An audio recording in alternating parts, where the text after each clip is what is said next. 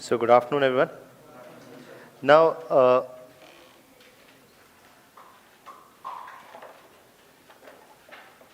the last time when we were talking, we had talked till the beginning of World War II, right?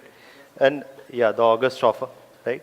And we had compared the viewpoints of Gandhi, Bose, and Tagore. Gandhi, Bose, and Nehru. So one of the things that we had seen during this period was that as World War II began and the scale of involvement of Indian troops was much bigger than World War I, or 3 or 4 times bigger than World War I. In World War I, roughly 1 million Indian troops were involved. In World War III, more than 3 million Indian troops were involved. So the British dependence on Indian troops increased. And at the same time, what also increased? At the same point of time, the Congress reach amongst the Indian masses had increased as compared to World War I. So the increase in what? The increase in hold of the masses, the increase in hold of the Congress, along with the increasing involvement of Indian troops in World War I, coupled with the fact that the Allies or Britain and France were initially losing the war, all increased what? The bargaining power of the Congress. And so, though in the Wardha session they had argued that they could support the involvement of Indian troops if there was an immediate devolution of power, the British had decided to ignore their position in the Wardha session in 1939. But 9 months later, as France is defeated, as Belgium is defeated, as Netherlands is defeated, you see that who comes in a conciliatory mood? Britain. And Britain gives the August offer. Right? That is where we see for the first time the British offered what? Dominion status, and also to set up a constituent assembly with mainly Indian representation after the war. That is something that happens. And for the first time in the August offer. But the Congress rejected the August offer. Yes, we talked about this, that the Congress rejected the August offer. So that is also something that we must know. And why did the Congress reject the August offer? Because on the one side, Nehru argued that we left the demand for dominion status long back. What we need is complete independence. That's one thing. And the second thing that they had a problem, and the second thing that the Congress had figured out was that as the troop involvement of Indians increase, their bargaining power is actually going to increase vis-a-vis the British. Yes. So we had talked about this. Now, that is what I told you. Now, 1940 also is the time, something that I'm going to, so today what we're going to do, 1940-47. तो आज हमें आज़ादी मिल ही जाएगी, लेकिन फिर भी उसके बाद there will be a few more peasant struggles of the 20th century, apart from what we've already discussed. Like there is Bardoli, like there is Telangana, Tebhaga. So there are some of those other things from prelims point of view. And there are a few more things like communalism partition that we'll discuss we'll take another class and we'll discuss that. Okay. But by and large till 1947 we'll complete today. Now what do we see is that in 1940 there is another, and you can write with me. Okay. 1940 to 47 we are going to see, and there is a lot that is happening here. Okay. So there's a lot which is happening here. So we have to be, cover all the aspects. In 1940, apart from the August offer, that's one thing that we've already written about. The other thing that is happening in 1940 is what? The other thing which is happening in 1940 is the Lahore session of the Muslim League. The Lahore session of the Muslim League, and it is in this Lahore session of the Muslim League that the Muslim League gave a call for a separate political province for Muslims in the northwest and east, which eventually, and this resolution passed, this was a resolution for a separate province, was passed in 1940. And this resolution is called as a Pakistan Day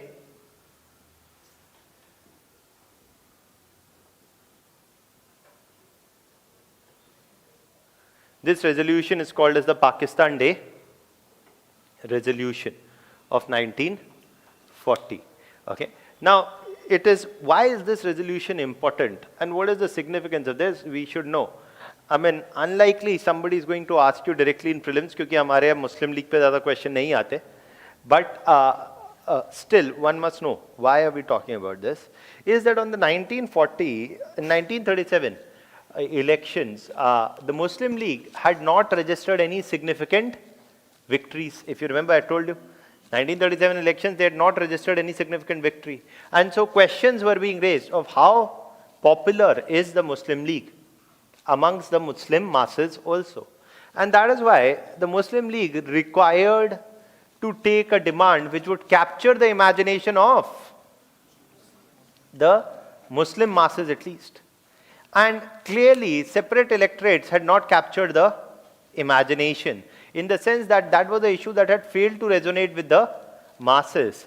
And so that is also one of the reasons why they could not get a bigger vote share.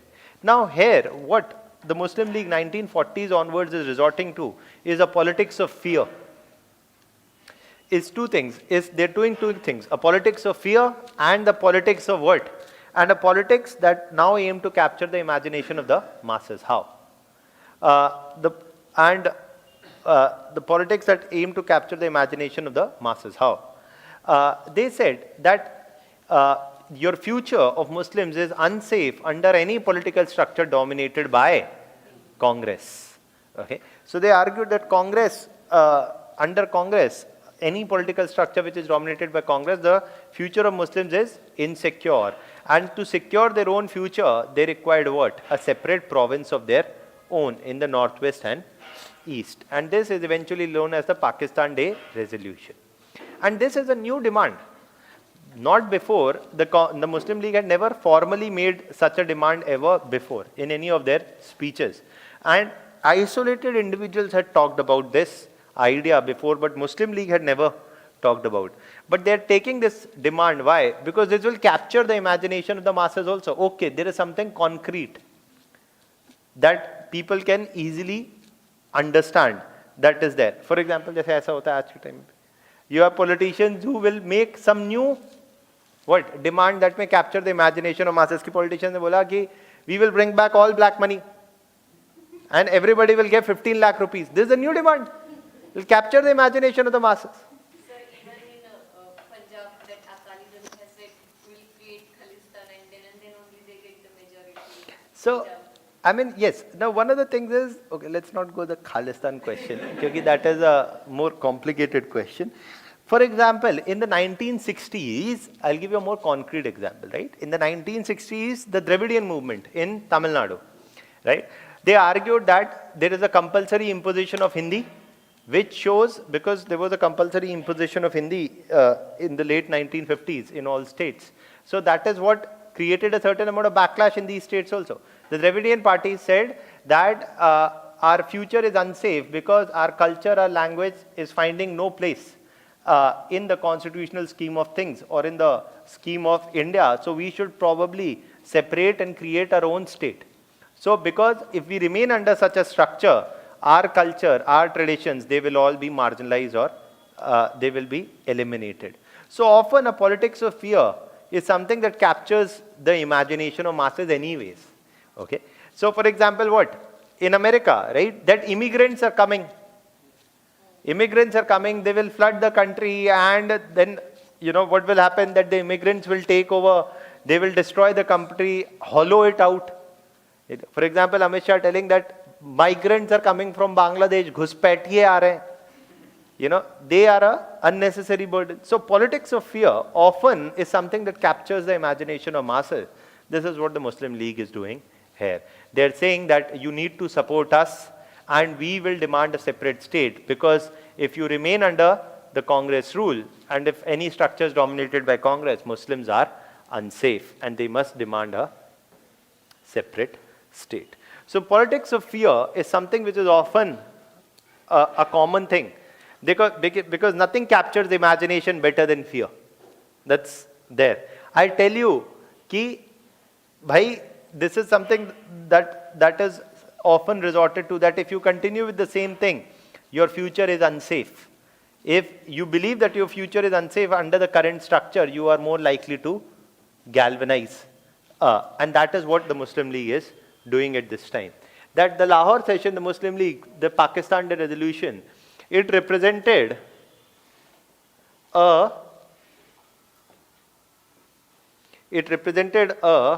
more radical turn in the politics of Muslim League. Why does it represent a more radical turn in the politics of Muslim League? Why? It represents a more radical turn, I'm saying, in the politics of Muslim League, because till 1930s, what are they saying? That you give us separate electorates and the demands will be taken care of. But now they're saying separate electorates se kuch nahi hoga. You require a separate state. So that's a more radical turn in the politics of Muslim League, which resorted to a politics of hate, or to politics of fear, under which they argued that future of Muslims was unsafe under a political structure dominated by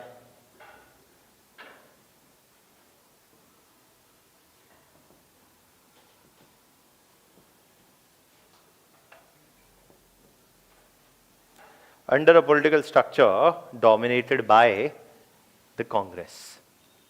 Okay, that is what they're saying. Now, why is this point important? Because 1940s onwards, you see that the Muslim League gave a number of public speeches.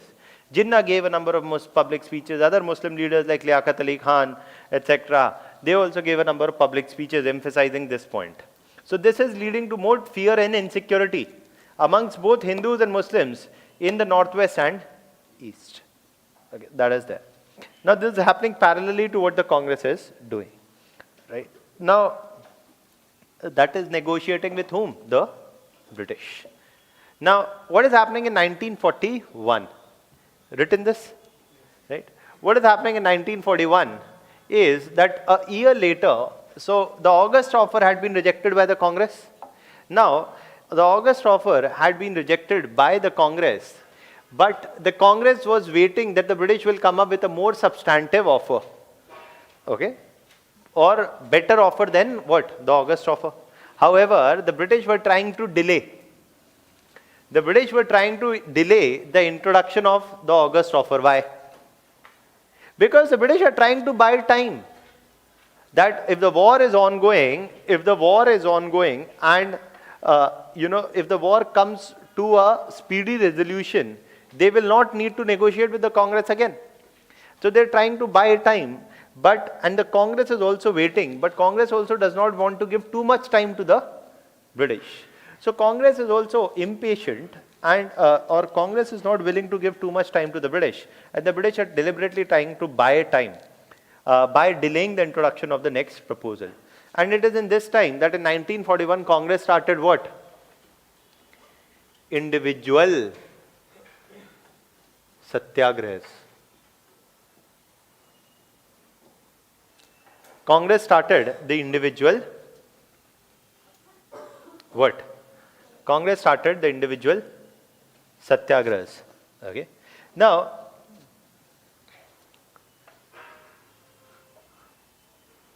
what are these individual satyagrahas that Congress started?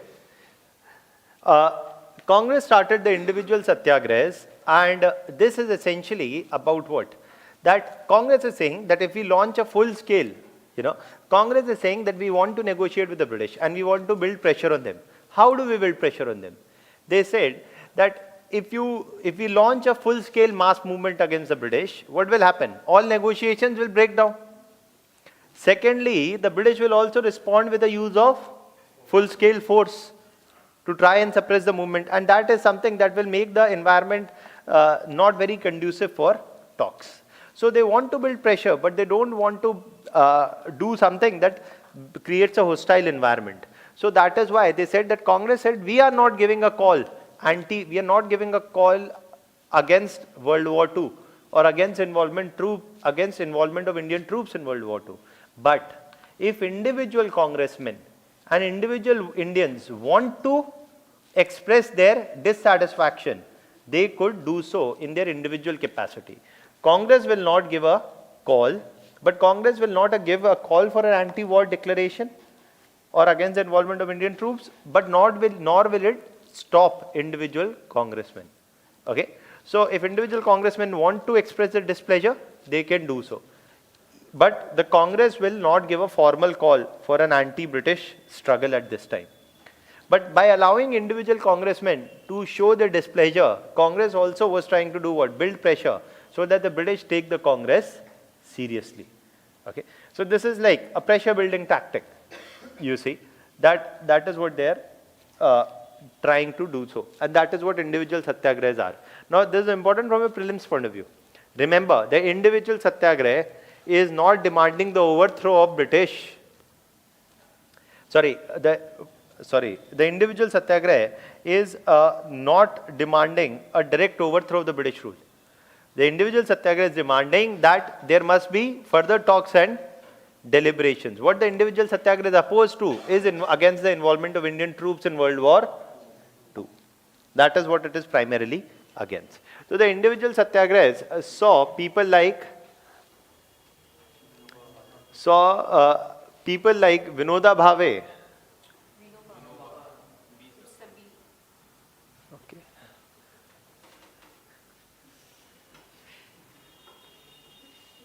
Who is a prominent Gandhian.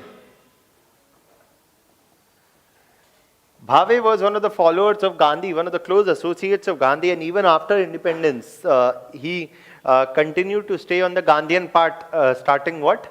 The Bhudan movement. Okay. So Vinoba Bhave was one of the individuals who was one of the first individual satyagrahis. What did these individual satyagrahis do? I'll tell you. And apart from this, apart from Vinoba Bhave, you also see whom? Jawaharlal Nehru, who is the second. Others are also there. And one of the things that one sees is more than 25,000 individuals participated in the individual satyagrahas. More than 25,000 individuals participated what? In the individual. More than 25,000 individuals participated in the individual satyagrahas, under these individual satyagrahas, more than 25,000 individuals participated, and they were to adopt an anti-war declaration. They adopted an anti-war declaration, and basically they opposed the involvement of Indian troops in World War II. Anti-war declaration which opposed the involvement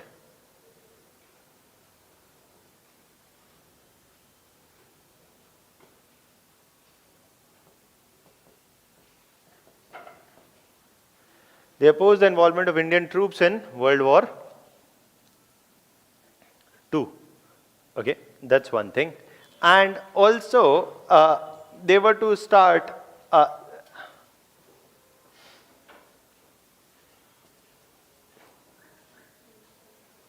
Delhi Chalo movement. Basically, they were to adopt an anti-war declaration, and as a response to this, what would happen? When they were to adopt an anti-war, once they adopted an anti-war declaration, a number of them were imprisoned.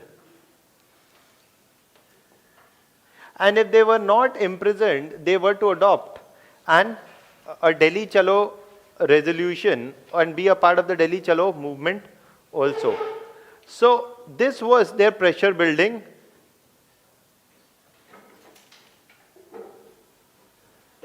tactic. Why was this a pressure building tactic? Because if 25,000 people, if thousands of people are coming out on the streets, even when the Congress is not fully organizing a revolt or is not fully organizing an anti-British struggle, this is just a warning shot. If this many people can come out on the streets without Congress actively telling people to come out, then this itself showed that people had a significant amount of discontent. The British must do something to speedily negotiate with whom? Congress. Okay. So, and you see that the individual satyagraha is thus aimed to demonstrate the dissatisfaction of nationalists with British rule, and also demonstrate that nationalist patience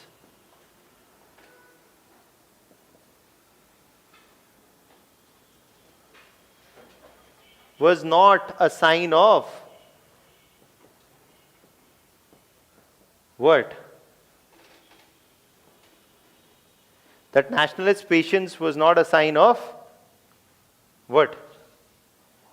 Weakness. That nationalist patience was not a sign of weakness. That if they are waiting for the British to come up with a proposal, it's not. That nationalist patience is not a sign of, was not a sign of what? Weakness. That if they're waiting for the British to do something, then it's not that they are fools or they can't do something, but they want the British to come up with a reasonable proposal. What is the British response? The British response is they come up with the next proposal, and that is what? That is the Cripps mission. Okay.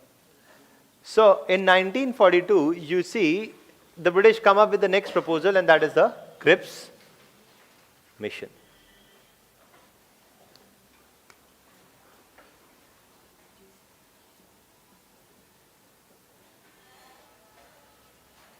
They come up with the next proposal, and that is the Cripps mission.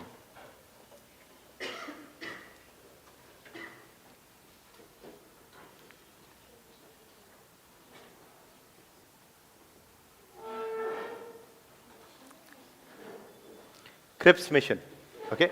Stafford Cripps was a part of the British cabinet, and a committee was sent under him to come to India to deliberate with Indians and propose the next devolution of power that could be agreed upon by Indians as well as the British. And this was the Cripps mission. What does the Cripps mission say? The Cripps mission, the British response sent the Cripps mission, and the Cripps mission is firstly saying, what again? It's partly a repeat of the August offer. It is, in fact, it is largely a repeat of the August offer. There is only a minor change that we'll talk about, but it is largely a repeat of the August offer. So firstly, they offered what? The Cripps mission offered dominion status. And the Cripps mission offered dominion status. Secondly, the Cripps mission argued what? A constituent assembly would be established after the war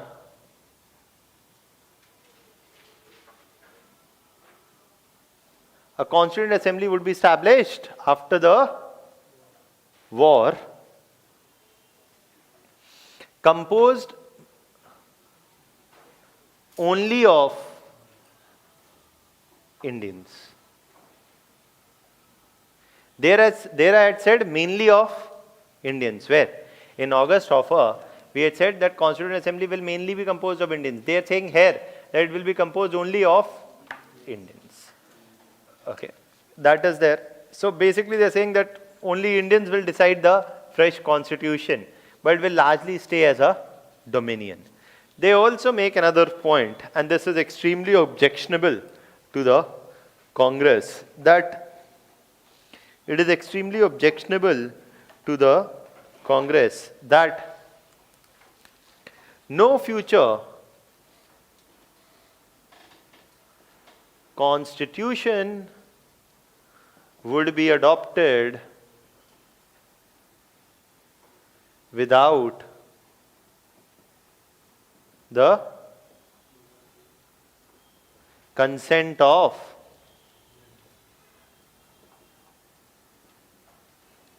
no future constitution would be adopted without the consent of minority. There is a point made before also, and there is a point made also. This is not the major objection to them. What is the major objection to them is something related here, and that is about what? That those states not willing to form, not willing to join, those states not willing to join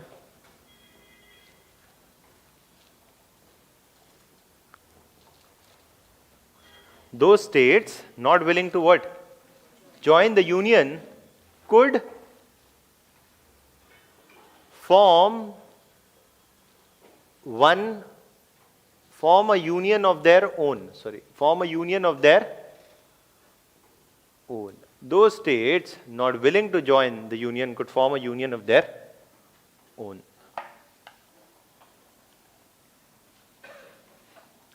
Now, what does this mean?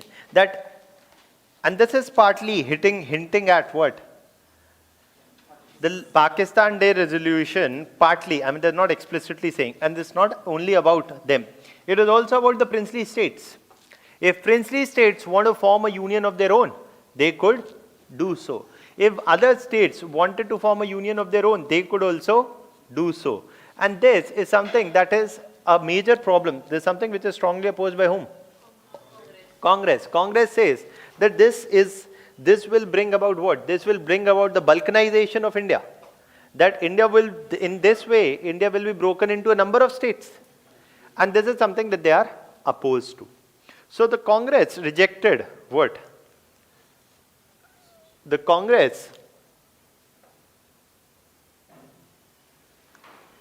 rejected the Cripps mission report. Why? Because whether it was on dominion, status, or it was their objection to this, indirectly what they were referring to was a right to secession.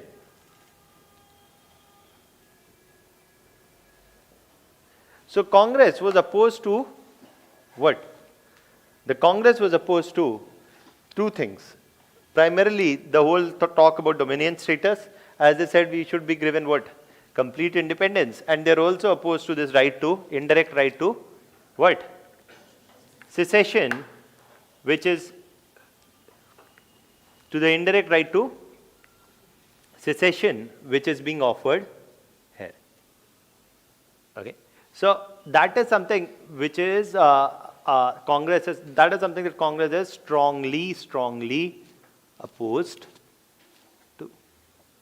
Is this point clear? Sir, but why would British introduce this?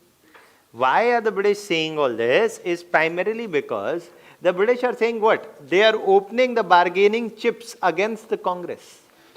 That okay, if Congress thinks that it is very smart, that it can use the leverage that of World War II against the Congress, against the British, then the British can also use a leverage against the Congress. And that is what?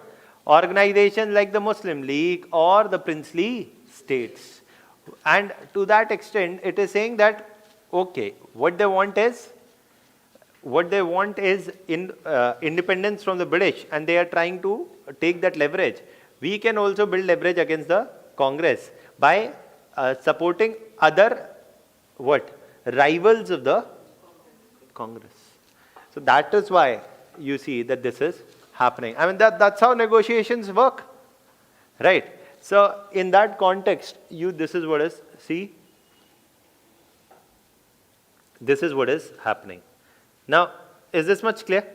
Anything you want to know? Anything you want to ask till here, firstly? From your prelims point of view, you should remember, more importantly, provisions, and also why the Congress rejected a particular offer. Yes. हाँ, post dated check वही बात है. Post dated check का मतलब क्या है कि dominion status की डिमांड हम बहुत पहले छोड़ आए हैं. अभी that was the cheque of dominion status was meant to be encashed in 1928. You are giving a post dated cheque. और दूसरा दोनों चीजें हैं. Both the things what you are saying is also right, that क्या होगा तो ठीक है, अभी क्या है, that is also very important. Immediate, that is when the Varda session they said there must be an immediate devolution of power. You can't just promise what will happen after the war, because if World War I was any experience, what we got after the war was definitely not genuine self-government. That is also the reason that they are saying that this is a post-dated check. कि बाद में जैसा देते हैं कि अगले 6 महीने के चेक ले लो, अभी बाउंस हो गया आपका check. What is this check bounces? ऐसा होता है ना कि आपने बोला सर ये EMI के ये 10 चेक हैं for 10,000 rupees. After 2 months check से स्टार्टेड बाउंसिंग. मतलब what? That you been promise something but you don't end up getting it. That possibility is also there. Firstly तो we have left that demand long back. Even if then also we assume that okay, where is the reason for Indians to trust the British as that they will actually transfer power. So that is something what they mean. Clear? Anything else?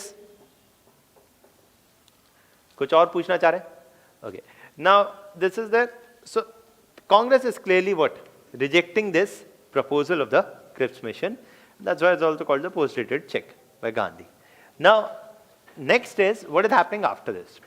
Now, there are two things which are happening after this. One is happening in the militant phase of the Indian freedom struggle, and the other is happening in the Congress. Okay. So, Congress पे हम बाद में आएंगे. We are first talking about the militant phase of the freedom struggle from here on, where you talk about whom? Subhash Chandra Bose, INA, Rin Mutiny and all those things. So you can give the heading. देखिए आपको question ऐसा भी आ सकता है, impact of World War II on the Indian freedom struggle. So let's discuss, then I'll just briefly tell you what all things you have to write if the question comes on impact of World War II. So right now we're discussing militant nationalism,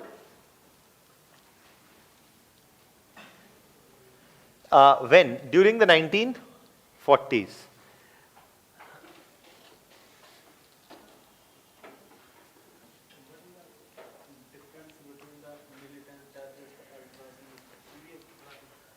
Okay. ठीक है. Militant nationalism और terrorism में क्या difference है?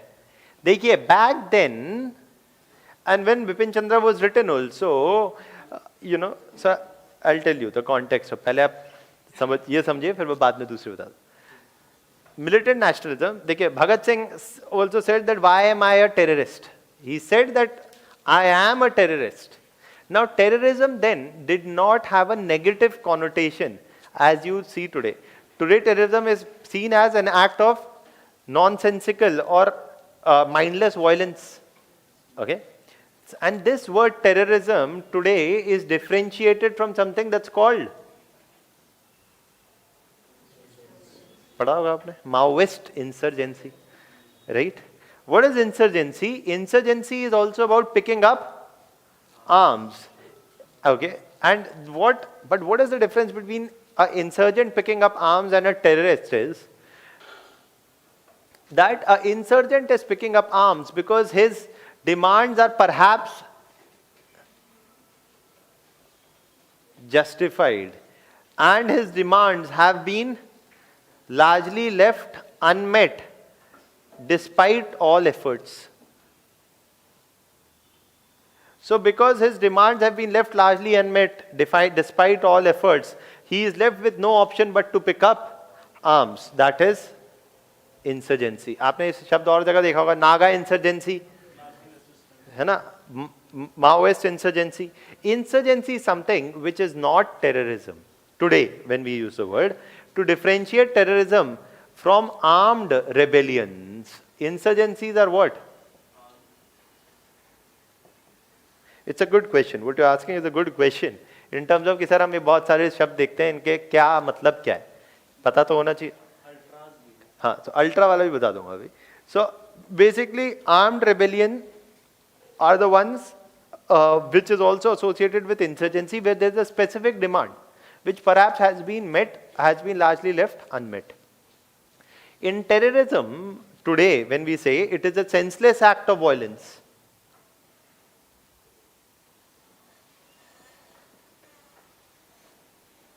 and where there is either a irrational demand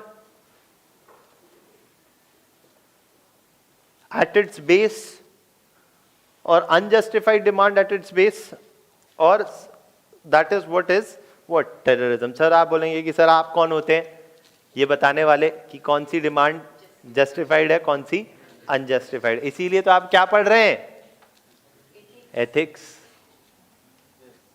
है ना. तो वहां का दिमाग आपको यहां लगाना है. Okay, that ethics, when is it justified for an individual to pick up arms? What does ethics say? In international relations, you say that states can pick up arms in self-defense. So when all options are exhausted. Yeah, so in self-defense, one can pick up arms. So आपने बोला कि हमने, you are a tribal individual. आपने बोला हमने सरकार को लिखा चिट्ठी कि भाई don't take our forest. सरकार is not listening. आपने फिर भी बहुत लेटर लिखे. फिर आपने बोला चलो कोई नहीं, डीएम साहब से मिलके आते हैं. All tribals went to DM साहब लाठी charge tribals. Then tribals decided time is up for DM साहब as well as government of India. So what do they say कि मारो. That is why, because we want to, what is the demand? That the control of the forest must be left with the tribals who lived in the forest. That is what makes it a insurgency. Because this is a demand which can still be met, and a solution can be brought to this armed rebellion also. They can be brought within the political struggle. If the demand is met, the constitution is amended, etc., or whatever needs to be done, a new law needs to be introduced, can be done, the demands can be met. They will give up the demand, they will give up arms. लेकिन आपने बोला नहीं, अभी हमने तो Islamic state ही बनाना है ना, कि क्या कि और कुछ नहीं, मतलब there will be, we will impose Sharia, we will impose this, we will impose that, etc. And if your demand is largely irrational, or something which is perhaps, one could say, grossly unethical, and for meeting that you are picking up arms, one would say today that is terrorism. तो ये तो आज के, तभी in most of government documents, Maoism is not treated as terrorism. It's called Maoist insurgency. It is an internal security problem, but it is not called terrorism. देखिए कई नेता लोग आजकल कहते हैं कि Maoism is also terrorism, but no government of India document says the Maoism is terrorism. This term, it's the Naxal insurgency or the Maoist insurgency. Okay, that's the difference between the two. Okay. Now back then there was no such thing. In the sense, the word terrorism then was to be used in this context. Ki we will strike terror in the minds of British rulers, and we will terrorize them to give up the control of India by doing what? Assassinating unpopular British officials and all of that. So the word terrorism then did not have a negative connotation, because the demand there also was justified, that the British must devolve powers to Indians, and they're using violence for it. So back then terrorism and militant nationalism. ये तो अब अंग्रेजी का शब्द है, उसमें कोई difference नहीं है. बेलिजरेंट्स क्या है, मतलब आप बस अभी नाराज हैं, गुस्सा हैं, आप लड़ने के लिए तैयार हैं. देखिए अल्टीमेटली जो मैं आपको बता रहा हूँ, यही दो टर्म्स में डिफरेंस है. अभी इनके पर्यायवाची भी होते हैं, सिनोनिमस शब्दों में कोई डिफरेंस नहीं है, है ना. This is the difference. That is why Naxalism is not terrorism, and that is why they termed insurgents. अब बेलिजरेंट्स हैं, अब वो अंग्रेजी का शब्द है, उसमें कुछ और कंसेप्चुअल डिफरेंस नहीं है. Terrorism then was not considered to be a mindless end of violence. तो कई लोगों ने बोला बाद में हमारी हिस्ट्री टेक्स्ट बुक के बारे में कि why should we use the word terrorism. Perhaps a better description would be to call them militant nationalism. Those nationalists who have picked up arms for the cause of Indian independence. तो वो हो गया militant nationalism. ये एक side, पहले ये समझ में आया? हाँ, अब बताइए. हमने इनको टेररिस्ट का नाम दिया कि उनकी नज़रों में ये टेररिस्ट थे, लेकिन हमारी नज़रों में तो ये फ्रीडम है. हाँ. तो फिर वाई फॉलो टू दिस, हम ब्रिटिशर्स को क्यों फॉलो करेंगे जो उन्होंने जैसा कह दिया हम. देखिए वो अलग लाइन है कि one man freedom fighter is another man terrorist, है ना. वो पॉइंट नहीं है. आप मत बोलिए टेररिस्ट, कोई दिक्कत नहीं है. इसीलिए मैं बार बार बोलता हूँ मिलिटेंट नेशनलिज्म, मिलिटेंट नेशनलिज्म. जब भगत सिंह को कोई प्रॉब्लम नहीं है अपने आप को टेररिस्ट कहने में, तो आपको क्या प्रॉब्लम है यार? It's as simple as that. He's saying, he is trying to explain why I am a terrorist. He has no problems. हाँ, तो इसीलिए तो मैंने बोला कि आज क्या कह रहे हैं इसको, वो कह लीजिए, खत्म हो गई बात. सॉल्यूशन है इस बात का ये, ठीक है. अब ये तो थोड़ी बोलेंगे कि नॉन मिलिटेंट नेशनलिस्ट. अभी आर्म्स उठाएं तो कुछ तो बोलना ही पड़ेगा ना आपको. One of the things is this is militant nationalism. तभी हम कश्मीरी मिलिटेंसी को टेररिज्म से अलग कंसेप्चुअली कहते हैं, है ना. अभी आप when you may or may not agree, there may be a Kashmiri individual youth who may picked up arms saying that Kashmir must be independent state. So perhaps if Kashmir was ever to become independent, he will be called a militant nationalist. And we also say right now Kashmiri militancy. When Kashmiri local youth pick up arms, but if you are sending in what? Armed individuals from Pakistan into Kashmir to kill Indian security forces, that is called as a terrorist attack. So you get that difference. Difference between terrorism and militancy, वो conceptual difference है. Okay? अब वो मैंने समझा दिया. ठीक है. अब आप समझ जाएंगे कि कब को कैसा कह रहे हैं. But if you are picking up arms तो मिलिटेंसी कहा जाएगा. That is clear. Okay. So that is where that's there. Now, okay, come back. What we were saying, 1942. Abhi 1943, 1942 onwards, we are talking about the role of militant nationalism during 1940s. What is the other subject that you are studying right now? Ancient. वो ma'am जो आपको पढ़ा रही है अच्छा पढ़ा रही है, ठीक है ना. दिमाग हर चीज में इतना नहीं लगाना होता है कि मजा आ रहा है. अरे क्या है एंशिएंट हिस्ट्री में, क्या मजा आएगा आपको? अभी मैं आपको पढ़ाऊंगा जब इटालियन हिस्ट्री, मैं आपको बोलूंगा लोम्बार्डिया में ये हुआ, वेनिशिया में ये हुआ. ना आपने सुना लोम्बार्डिया कहाँ है, ना आपने सुना वेनिशिया कहाँ है. Something which is relatable is inherently interesting. Something which is not relatable is inherently difficult. अभी आपको जैनिज्म बुद्धिज्म की फिलॉसफी कोई पढ़ाने लगे तो अभी आपको गिव अप हो जाएगा. और तो it is, I mean there are some things which are not very interesting, but वो वैसे भी आपको करना है. मतलब you can't leave them also, क्योंकि अभी कितने अच्छे खासे क्वेश्चन प्रीलिम्स में आ रहा है from those things. So one, not everything can be as interesting, you know. Maybe for example when we discuss world history, there are some things which you will find inherently more disinteresting also, but you can't leave them also. अभी आप ये नहीं कह सकते कि sir दो ही तो सवाल आते हैं छोड़ देते, दो ही दो करके ही सब आप छोड़ देंगे. तो दो आते हैं वर्ल्ड हिस्ट्री से, एक आता है पोस्ट इंडिपेंडेंस से, दो आएंगे, एक या दो आएगा आर्ट एंड कल्चर से, तीन आएंगे मॉडर्न इंडियन से. आप सब छोड़ दीजिए, एक एक दो दो सब छूट जाएंगे, right. So you have to, you can't be कि नहीं सर ये तो लेस इंपॉर्टेंट है इसको छोड़ देते हैं. That approach does not work any more in UPSC. एक टाइम था जब ये हो जाता था, क्योंकि 60 markers question used to come. तो and there were options, you could choose which to do which not to do. अब वैसा कुछ नहीं है, अब तो करना है और सब करना है, right. So in that context do not, you know, you can't think about leaving also a topic, and it's important as well. Now the next thing to talk about is militant nationalism.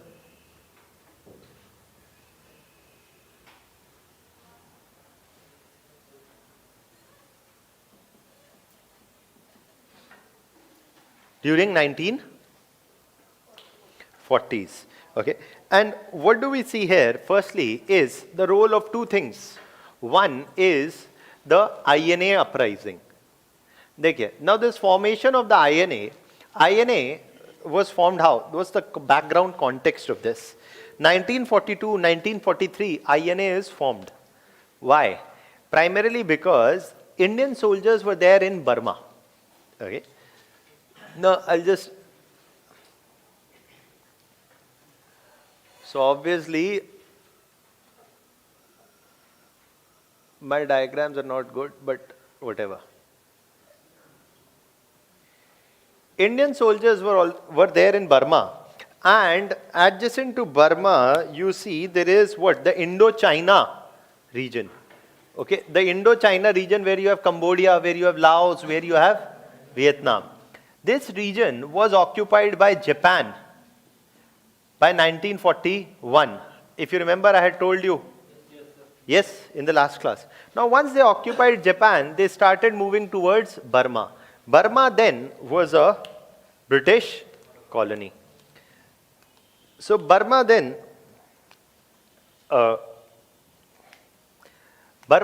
was a British colony, and British troops. Burma then was a British colony, and British troops were stationed in the region. Now, once the Japanese troops started coming in, the British faced a stiff challenge from the Japanese, and the Japanese forced the British to withdraw from the region.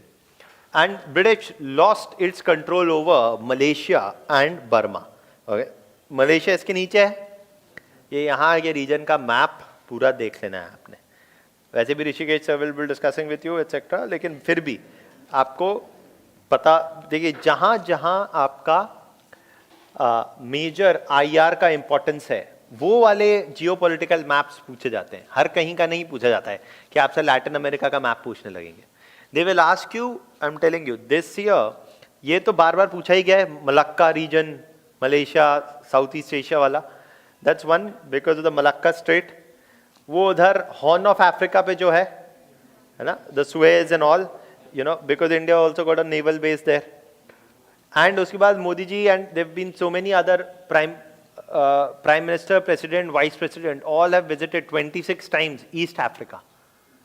तो East Africa में जो 4-5 states है, where is Kenya, where is Tanzania, where is Mozambique, okay, where is Rwanda, where is Burundi, और इनके capitals कौन है, कौन landlocked है, where is Ethiopia, where is Djibouti, ये आपको पता होना चाहिए. Which is landlocked, which is their capital, how do you arrange them north to south, south to north, ये आपको पता होना चाहिए. वैसे ही सेंट्रल एशिया, वो 5 countries, which of them is landlocked, how many of them are landlocked, which is doubly landlocked, capital from east to west, west to east, ये आपको पता होना चाहिए. उसके अलावा where in West Asia, where Israel, Palestine, Syria, वो dead sea, black sea, John sea हैं, वो आपको you must know from your prelims point of view. Questions पहले भी आए हैं and will come again also. Get it? So that is something that you have to do. So you remember that also. Kelly, coming back here. So basically, the British troops were attacked by whom? The Japanese troops, and forced the British to withdraw. Now the British withdrew. The British hastily withdrew. The European commanders or the British commanders and some Indian troops also, but left behind almost 15,000 Indian troops. And left behind almost 15,000 Indian troops, which were at the mercy of the Japanese, which were left at the mercy of Japanese, and the Japanese took them as the prisoners of war. Now the Japanese were known not to be very polite with the prisoners, and the Japanese were known as brutal fighters in any war. So the British basically left behind 15,000 Indian soldiers at the mercy of Japanese. And this was something that did not go down well with a number of Indian soldiers. They argued that the British are not very responsible. Why? Because when they were withdrawing, they gave a priority to withdraw the British soldiers and British commanders and left behind the Indian soldiers at the mercy of the Japanese. So many Indian soldiers argue that these British officers do not deserve the loyalty of Indians and the Indian soldiers. And so you see that Mohan Singh, who was also one of the soldiers in the British Indian Army, he gave, and you see basically in 1942-43, following, you can write with me, following the British withdrawal, following the British troop withdrawal from Burma,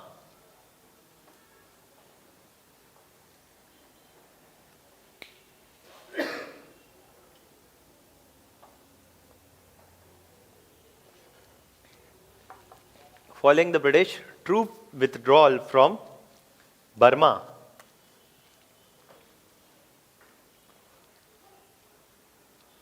following the British troop withdrawal from Burma, 15,000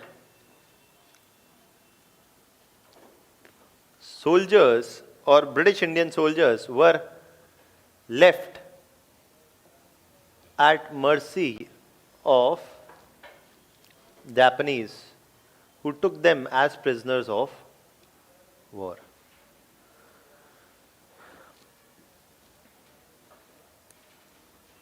Mohan Singh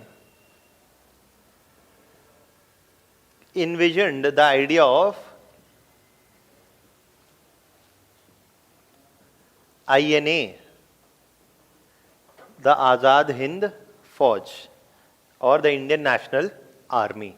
And Mohan Singh is saying to the Japanese that, you want to overthrow the British, we also want to overthrow the British. That the British do not deserve our loyalty, we also want to overthrow the British. And we will join hands with you.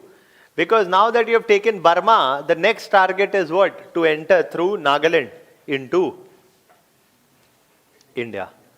To enter through Nagaland into India.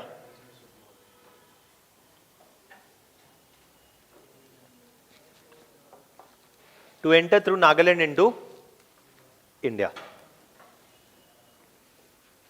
And for this, we are the ones who have a better knowledge of the local terrain also, and we can assist you in overthrowing the British from the region. And this is the proposal they make to the Japanese. The Japanese agree to involve these British Indian soldiers also, and agreed to the idea of formation of the INA. However, there were 15,000 Indian soldiers. Mohan Singh was of the opinion that all these 15,000 soldiers must be made a part of the INA. But not everybody shared the enthusiasm of Mohan Singh also. There were debates amongst them also. And more importantly, the Japanese were not also of the opinion to create a INA of 15,000 strong Indian soldiers. Rather, they said that 1,500 soldiers out of 15,000 can be picked up to form the initial segment of the INA, which will assist whom? The Japanese troops. And this is where you see 1943 tak INA is formed. Who is also coming by this time in the INA is Subhash Chandra Bose. Subhash Chandra Bose had formed the forward bloc in India in 1940. In 1941, he had escaped from India. First went to Germany, and in 1942, from Germany he was sent to Japan. And in Japan, he is talking to the to the Japanese government, and also he is talking to the Japanese government, and also he is put in touch with the INA, and he takes an active leadership role within the INA also. Now, this is what is happening. Now so by 1943, you see the INA is fully formed, up and about and running. And you see what is happening is also the provisional Indian government was established, which was recognized by whom? Axis powers. That is Germany, Japan and Italy. Germany, Japan and Italy recognized a provisional Indian government in exile, established under Subhash Chandra Bose and based in Singapore and Rangoon.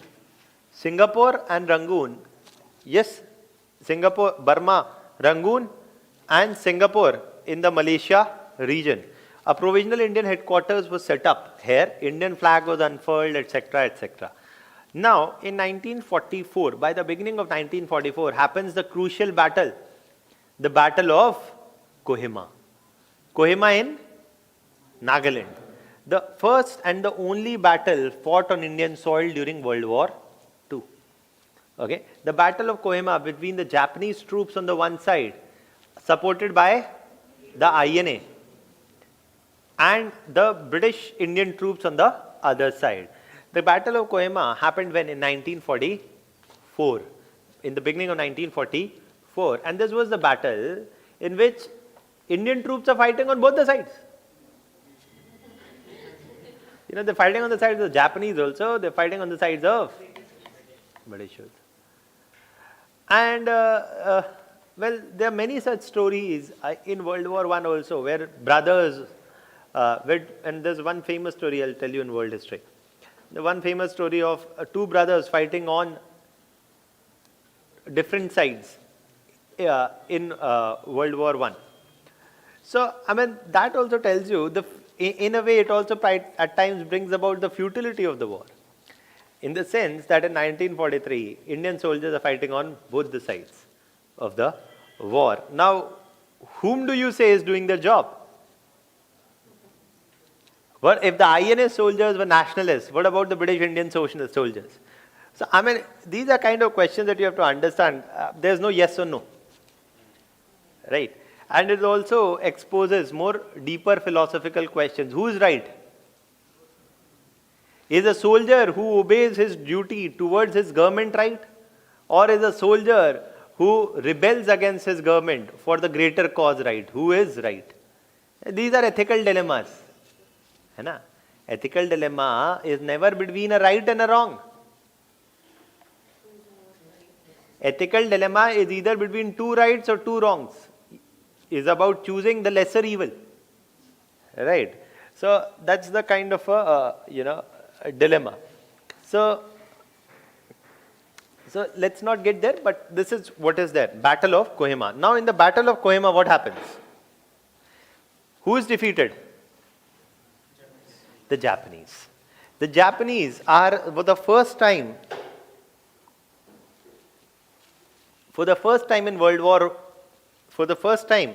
in World War II, from 1934 to 1939 to 1944, the Japanese are defeated in a major manner in Asia, in the Battle of Kohima. On the one side, Britain and Japan is fighting here. But in 1942, fighting had also begun in the Pacific between Japan and USA. After what? The Pearl Harbor, December 7, 1941. There is the Pearl Harbor attack. सबने नाम सुना है, right? वो एक picture भी बनी थी Ben Affleck वाली, Pearl Harbor, right? So basically, the Japanese bombed the Americans. Then the Americans and Japanese were fighting in Pacific. Already, Japan is to fight USA on the one side. Now in 1944, they initially defeated the British, and they were, going strong. But in the Battle of Kohima, the Japanese expansion is stopped. And the British Indian soldiers in the Battle of Kohima played a valuable role in defeating the Japanese in a major way in the Battle of Kohima. And that is why the British consider the Battle of Kohima as one of their top 5 military battles fought in the 20th century. Because it was a decisive battle following which the Japanese started withdrawing from the region. Now the Japanese started withdrawing after the Battle of Kohima, and there's a war cemetery in Kohima where Japanese soldiers were also buried. A couple of years ago when Shizo Abe visited India, he also visited the northeast, and some of the remains of these Japanese soldiers were sent back to Japan. Now, that story apart, what does this tell you is that 1944 onwards, who started withdrawing? Japanese troops. Leaving behind whom? INA soldiers. The Japanese started withdrawing, leaving behind INA soldiers. Now INA soldiers are taken as prisoners of war by whom? They are taken as prisoners of war now by the British, who charge them with sedition, of trying to instigate an armed conspiracy against the British state and British Indian state, and put them on a trial. This is the INA trials. Get the whole story? Yes? So ये उनके साथ ऐसा हुआ, पहले तो British ने उन्हें छोड़ दिया, फिर जापानीज ने उन्हें छोड़ दिया। फिर उनके कौन याद आया? फिर उन्हें किसने अप्रोच किया? Congress. We'll talk about. What about Bose? Bose managed to escape, and basically he is not the one who is captured in 1940, in the beginning of 1944. Now what happened to Bose after that? I have no clue. Do not ask me this question कि बोस कहाँ गए, उन्हें किसने मारा, क्या वो Japan में मरे, क्या वो रशिया में मरे, क्या वो इंडिया वापस आ गए? What happened to him? I don't know. Okay, nor are we discussing it. है ना? That's not, UPSC is not going to ask you. Where did Bose die? Did he die in Japan? Did he die in India? Did he die in Russia? है ना? So ऐसा कोई did he die in the aircraft crash? क्या हुआ हमें नहीं पता, ना हमें जानना है। मतलब आप जानना चाहिए, मेरे पास नहीं है जवाब। So that is that. So what is happening? Thus, Mohan Singh envisioned the idea of INA, and this is formed after this in 1942 end and 43 beginning. Subhash Bose soon assumed a leadership position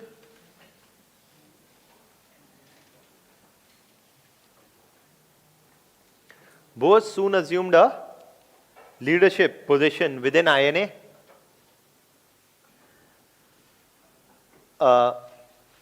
and he headed the Provisional Indian Government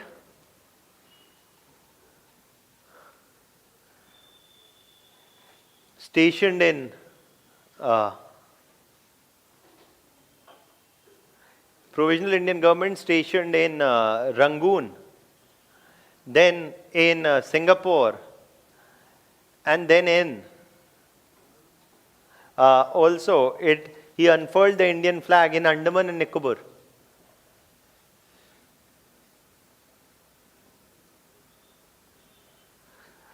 The Andamans,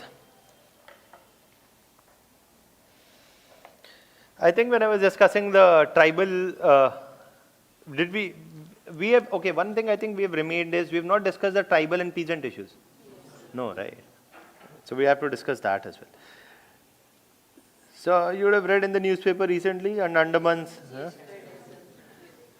So when I visited Andamans a year or two ago, anyways, you know, the Sentinelese are known for not being very friendly, and very rightly so.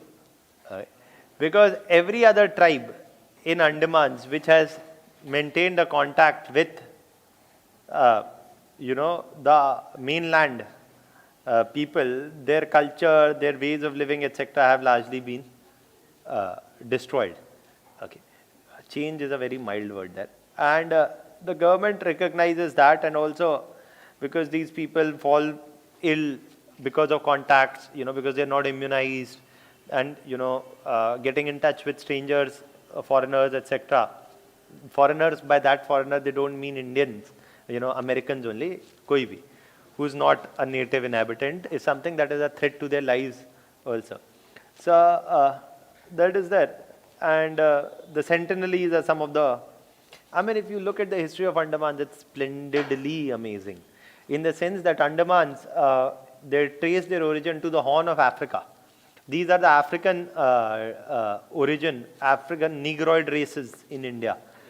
When you look at the Onges especially, if you look at Onges, I mean, they distinctively, racially look very distinctive from the rest of India. So आपको वैसे भी prelims के लिए ये पता होना चाहिए कितनी tribes हैं वहाँ, कौन कौन सी tribes हैं, who are the Jaravas, who are the Onges, who are the Sentinelese, who are the Great Andamanese. ये major tribal groups हैं, okay, where in the Andaman region. ऐसी चीजें वो prelims में पूछ लेते हैं. Okay, that which of the following are the native inhabitants of the Andaman and Nicobar? ये चारों tribes के नाम दे देंगे. They'll ask you. Okay, so that's something that you must know. Now, the Andaman and Nicobar Islands, that is where they formed the Provisional Indian Government also. And however, you see in 1944, in the Battle of Kohima, the Japanese troops, in the Battle of Kohima, the Japanese troops were defeated who withdrew. The Japanese troops were defeated who withdrew. Japanese troops were defeated who withdrew from the Japanese troops were defeated who withdrew from the region, leaving behind INA troops. The Japanese troops withdrew from the region, leaving behind INA troops. Now, what is the attitude of Congress towards INA, Gandhi towards INA? We'll talk about that also. But they withdrew from the region, leaving behind INA troops who are now taken as prisoners of war. Taken as prisoners of war by British. Prisoners of war by British. Now the British put them on a trial, and this is what is the INA trials. The British are concerned about this INA business. Why? The British put them on a trial because the British are like, if we allow this activity to pass unpunished, then it will set a precedent. Why? Other British Indian soldiers can also think it is okay to do what? Revolt against the British, pick up arms against the British and escape without any serious consequences. So British want to send a stern message that they will not tolerate any such kind of discontent or such kind of armed rebellion. And so they try to make an example of these INA soldiers and to send across a message. What they did was they organized a public trial. They organized a public trial in the Red Fort. Okay. And on trial were put 3 soldiers of the INA, one Hindu, one Muslim and one Sikh. Also to send this message that any kind of indiscipline within the army coming from any section will not be tolerated. And you see that Gurbaksh Singh Dhillon, a Sikh, Prem Kumar Sehgal, a Hindu, and Shahnawaz Khan, a Muslim, all were put on trial.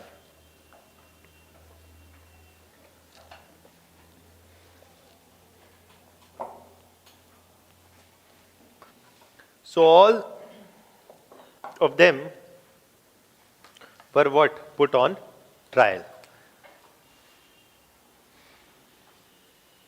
So, and these trials are the ones which are happening during this period. What? In 1944. These are the trials. They're captured in 1944, brought back to India, and in 1945 they're put on a trial. Now, what is the response of the Congress? The Congress is saying that we'll do our best to protect the INA trial subjects and the INA soldiers who are now prisoners under the British.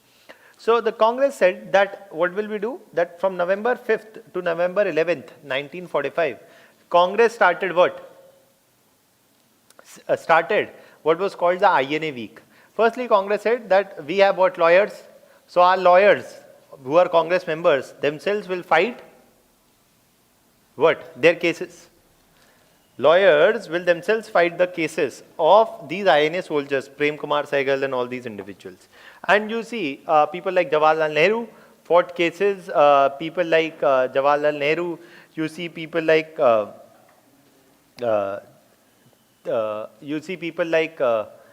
Jawaharlal Nehru, Tej Bahadur Sapru, and other individuals. They fought cases against whom?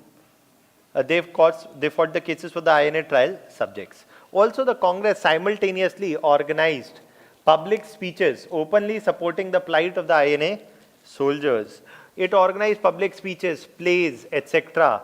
and openly supported that the INA trials subjects must be set free. They must not be punished, that they were not wrong, because the British were the ones who had deserted them first anyways. So they, and what are they arguing for? They were arguing for Indian independence. That is something that is our aim also.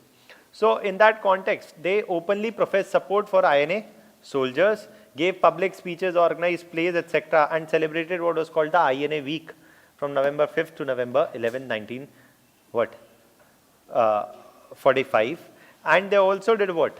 They also, on November 12, 1945, they celebrated the INA day, and they celebrated the INA day also, and collected and also made an INA fund to collect funds to support the families of these soldiers.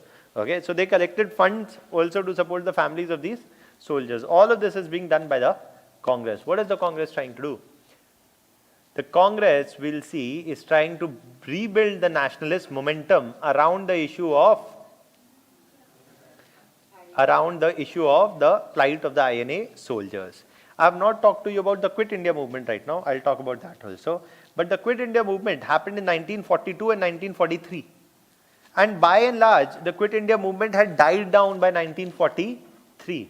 Now this INA uprising is providing Congress the momentum to revive the nationalist activity again around an issue that could capture the consciousness of whom?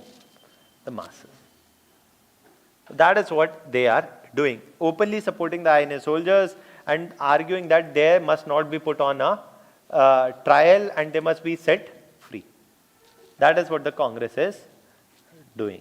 So that is why it's very difficult to eliminate Congress from the Indian freedom struggle. क्योंकि ये हर जगह पहुंच जाते हैं, पीछे पीछे से घूमते घामते, they'll reach everywhere. Okay, that is there. And what about what is the attitude of Gandhi?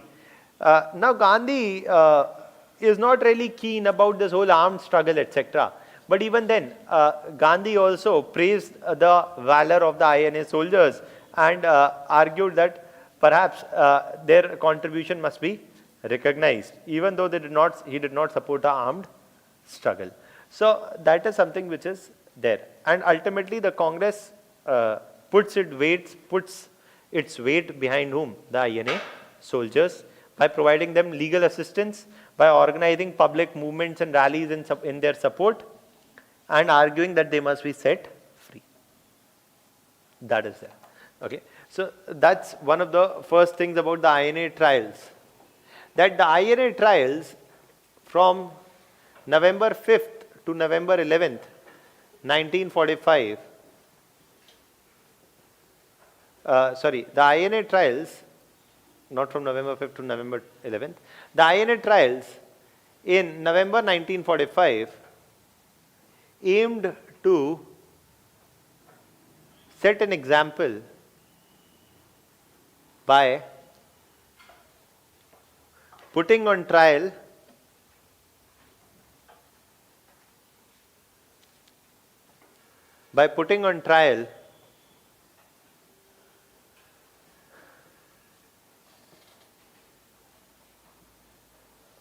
a Hindu soldier,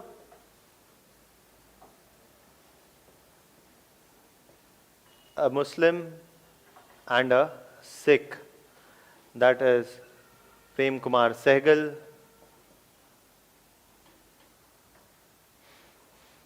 Gurbaksh Singh,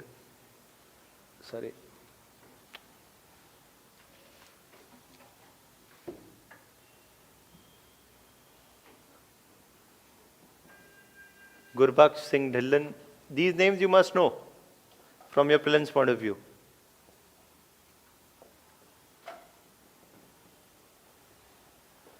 A Hindu soldier and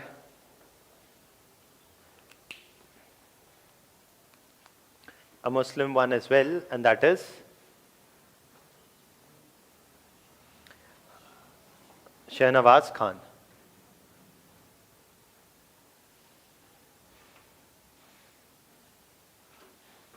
Yes, Shahnawaz Khan, Gurbaksh Singh Dhillon and Prem Kumar Sehgal.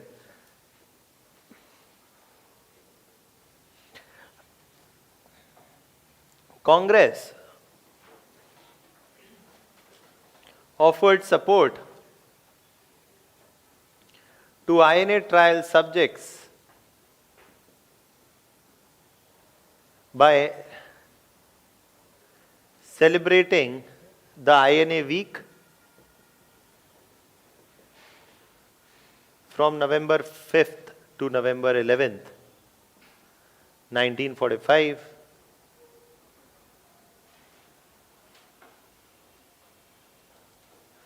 Celebrated the INA week from November 5th to November 11th, 1945.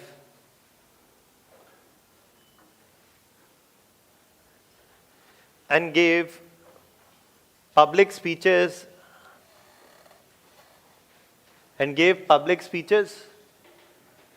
organized rallies and plays.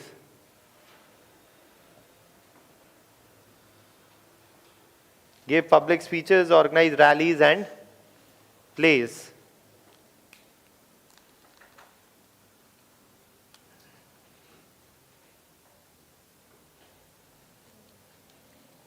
Gave public speeches, organized rallies and plays.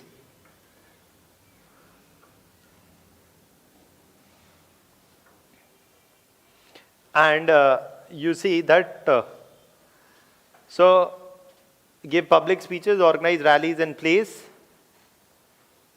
and raised nationalist consciousness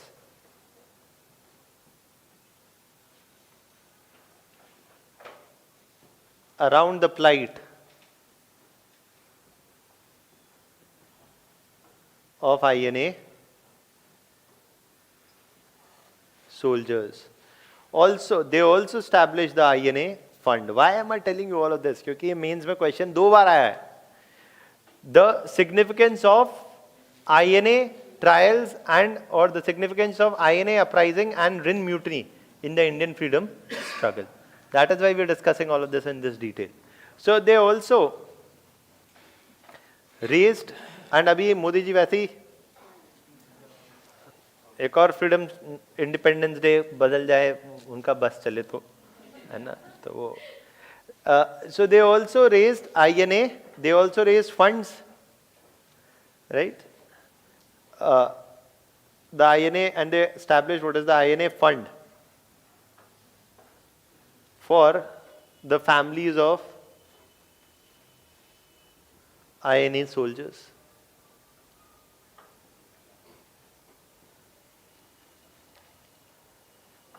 Established funds for the families of INA soldier. ये तो सारी चीजें where? These all things are happening where? In 1945. What is the response? The British response is they continue the trials, but then something else happens which changes the British attitude, and that is what? The Rin mutiny. The Royal Indian Navy mutiny. The second time when in the army there is a act of indiscipline in quick succession of 1945. May pehle to 1942 onwards there's formation of INA, then there is Rin. Quick succession. And this also partly brings back the memories of 1857. The British take the Royal Indian Navy mutiny very, very seriously. Okay. Now, this is happening in 1946. देखिए तभी जब भी कुछ army के बीच में conflict हो, army और civilian government. See, in India, there is one thing I'll tell you, very unique in South Asia, that Indians take for granted, is the civil-military balance, which is actually in favor of whom? Civilians. Pakistan, we know, military, often dictatorships have been established. In Sri Lanka, for example, in Sri Lanka, when after 26 years of insurgency ending in 2009 and the LTT being thrown out, Mahendra Rajapaksa had to put the army chief in jail. Why? Because it was being, he alleged that the army chief was planning a coup, okay, to overthrow his regime and establish a military dictatorship. And in and that is why he had to basically do what? He had to put the army chief in jail and appointed his brother as the army chief. Okay. And world over, often the civil-military balance has always been a crucial question worth discussion. हमारे यहाँ ऐसा नहीं हुआ कभी in a major way. But this is why you see in any government, even in India, anything of a mutiny, if it happens within the army, is taken very seriously, because the army with its armed, or the army chiefs, etc., with their armed forces, can any day tip the balance against whom? Against the civilian government. कितना time लगेगा army को दिल्ली के cantonment area से ये Lutyens तक आने में? अब बोला चलो अभी तुम सब जेल में लाइन से खड़े करो, और अब तक 56.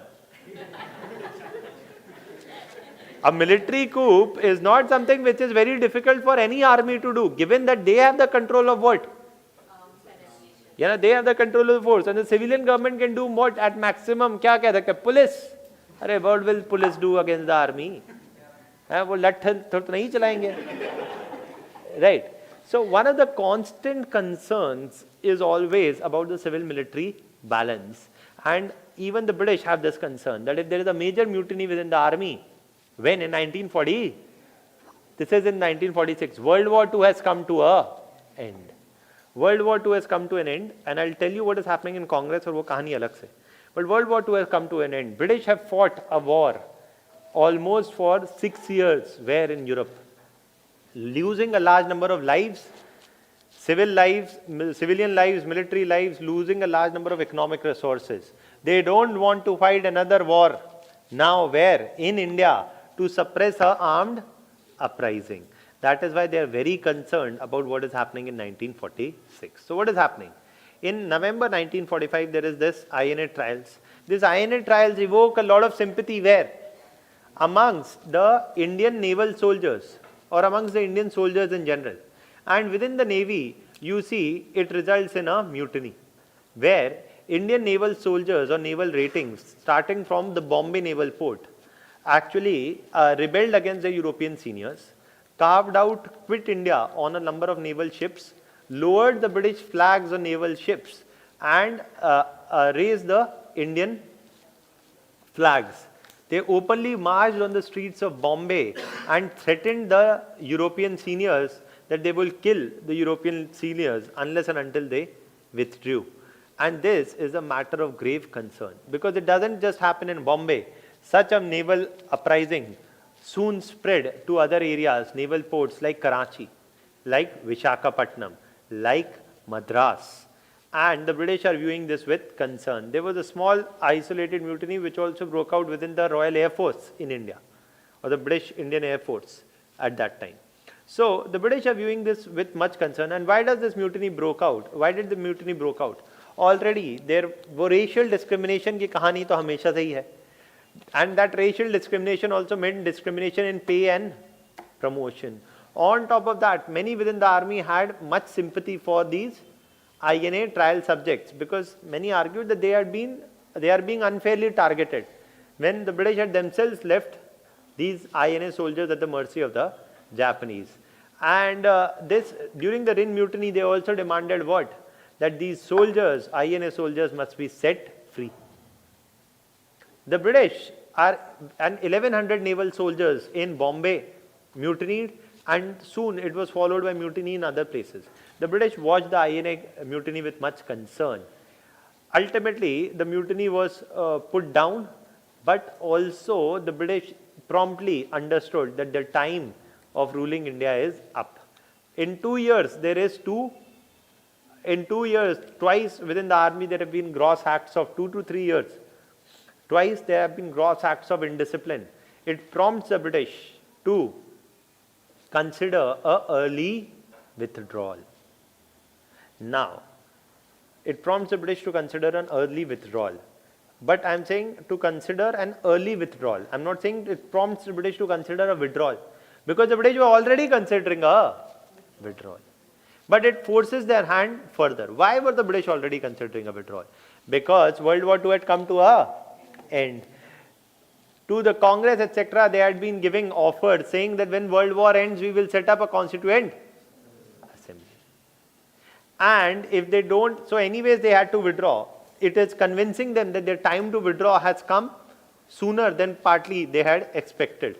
So that, you know, their hold over the army is falling apart, and if their hold over the most important instrument of ruling India is falling apart, it is time that they withdraw when they can. Otherwise, if there is a big armed mutiny, even the lives of British officials, their families would be in danger. So the Rhin mutiny forces them to promptly consider a withdrawal. Their immediate response is, firstly, all cases against INA trial subjects are dropped. All cases against INA trial subjects are dropped and they are released. Secondly, what they say is, we will send in the next mission, and that is the cabinet mission plan. I have not told you the Wavell plan, but वो मैं अभी बताऊंगा. That happens in 1945. Before this, what INA trial and Rhin mutiny in 1945 happened Wavell plan. लेकिन वो अलग बात है. That we'll talk in terms of Congress.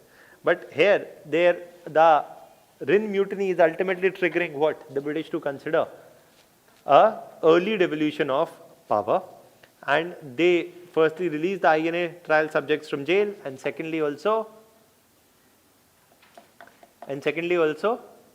did what?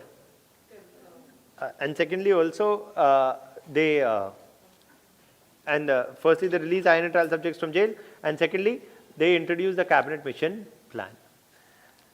अब आपके दिमाग में एक और क्वेश्चन आ सकता है कि sir, what is the viewpoint of the Congress on Rhin mutiny, in the Royal Indian Navy mutiny? Well, the Congress response is more complicated. In the sense, what is Gandhi's mutiny? Gandhi advises these Royal Indian Navy soldiers to go back to the Navy and follow the orders of the European seniors. And if they want to join the nationalist struggle, they must resign from the Navy and they can join the nationalist struggle. He is not very keen on an armed mutiny. Why? It may happen again after independence. More importantly, as I just told you, it will tip the balance in favor of whom? The military. Vis-a-vis whom? The civilians. For so long, the Congress and the civilian political parties had been building momentum against the British. And at the last, if the military is the one which captures power from the British, then who will regain the hold of power once the British are gone? Military. They do not want this situation to develop. Gandhi advises these soldiers to return to barracks and to resign if they wanted to participate, and then participate in the freedom struggle. Also, there could be a violent outbreak. That is also the Congress is willing to avoid. That is the viewpoint of the Congress and Gandhi. Not everybody though agreed with viewpoint of Gandhi within Congress. Leaders like Aruna Asif Ali, Sucheta Kripalani, they were of the opinion, these were the women leaders, they were of the opinion कि नहीं, इन्हें आने दो. We should, Congress must encourage the Rhin mutiny further, but the Congress did not. Okay, that's also there. अभी मोदी जी को ये भी history बता देनी चाहिए.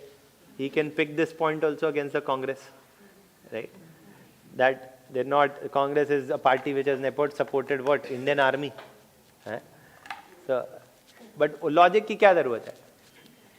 वैसे भी नहीं ज़रूरत है ना? तो बस इतना बोल देंगे लोग वैसे ही मान लेंगे कि क्यों, why did the Congress did not support is another matter, but the Congress did not. That's enough. अगला इलेक्शन इसी बात पे लड़ लेते. 1946, the Royal Indian Navy or the naval uprising or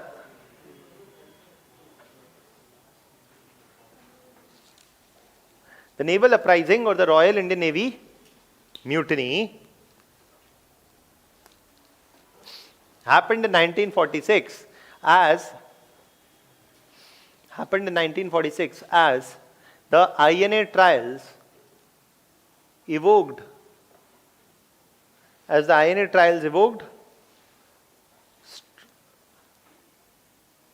a strong positive sentiment or a strong sympathetic sentiment from Indian naval ratings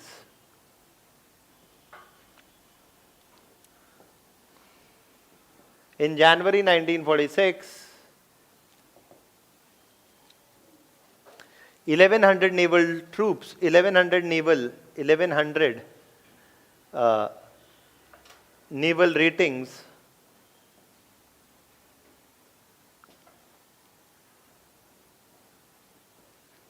stationed in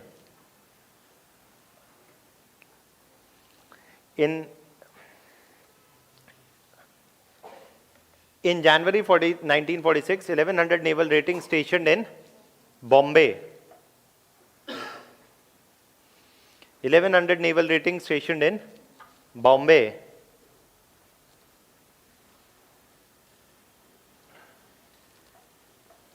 Naval ratings stationed in Bombay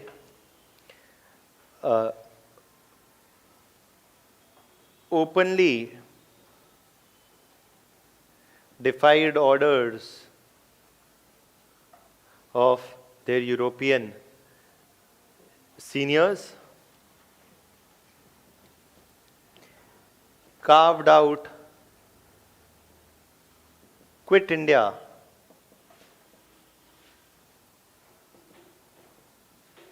on British naval ships, carved out Quit India on British naval ships,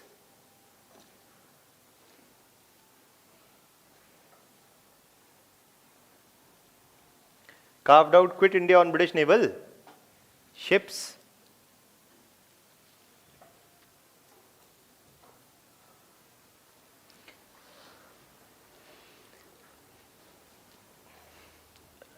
and raised Indian flags by lowering British flags.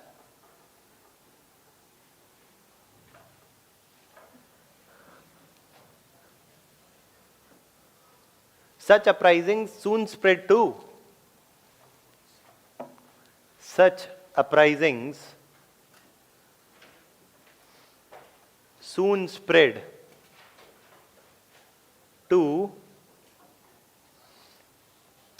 uprisings soon spread to Karachi, Madras, Visakhapatnam,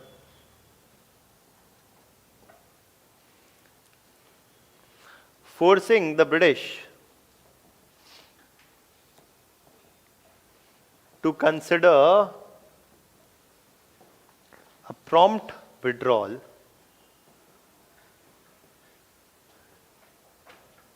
forcing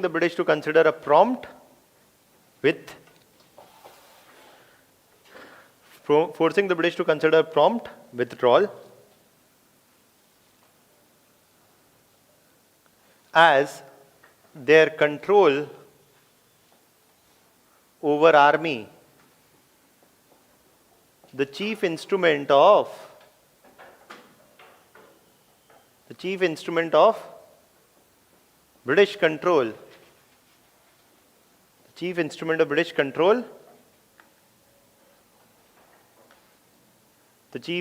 of British control, underwent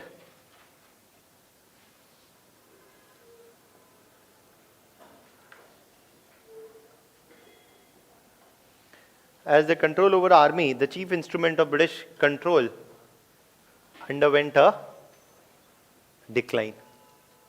Yes? The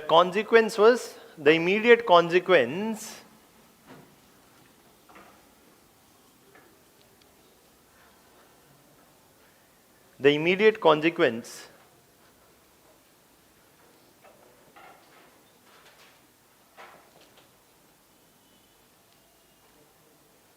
it forced the British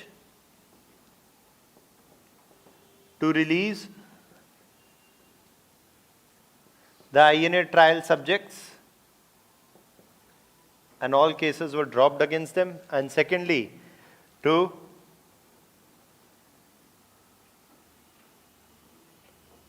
promptly move towards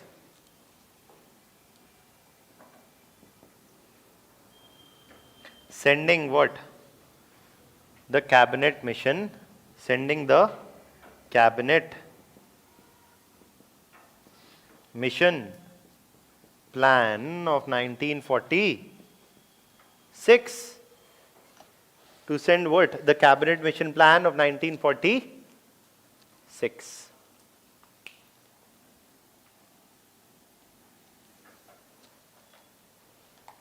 Yes. Cabinet mission plan of 1946. ठीक है? Yes. Cabinet mission plan 1940.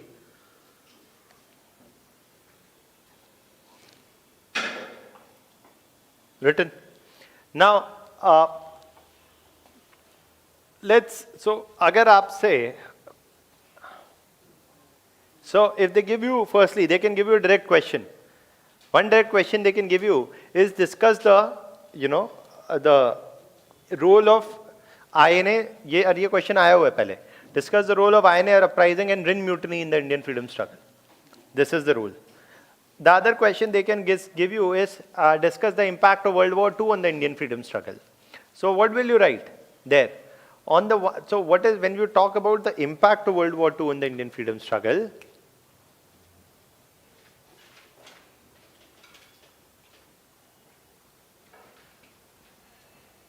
when you talk about the impact of World War II on the Indian freedom struggle, there are two kinds of impacts. One is the rise of this militant nationalism. The other is what? The response of Congress and the things that we had talked about, right? And that is from the Wardha session to the Quit India movement, which basically happened due to the failure of Cripps mission. Immediate cause for which was the failure of Cripps mission. All of these events also are the impact of World War II or not? Yes, that all that negotiations, whether the individual satyagrahas, whether Congress launching the individual satyagrahas or the British sending the Cripps mission or the Congress starting the Quit India movement, all of that is getting influenced by what? The revolt of, all of that is getting influenced by World War II. Yes? तो आप answer में कैसे लिखेंगे? आपको दोनों चीजें लिखनी है. Militant response to the involvement of India in World War II is what? This nationalism during the 1940s, INA, etc. And this is what? The Congress response to the involvement of India in World War II, which involves individual satyagrahas, which involves the Quit India movement, and it involves the British responses in the form of proposals of Cripps mission, August offer, Wavell plan. We'll talk about the Wavell plan also right now. This much is clear? That is how you have to formulate your answer then. ठीक है? Yes? Any doubts till here? Okay. Now, the next thing that we are talking is back to the Congress, what is happening in 1940s. After what? The failure of the Cripps mission. Congress ने बोला बहुत हुआ. They are taking us very lightly.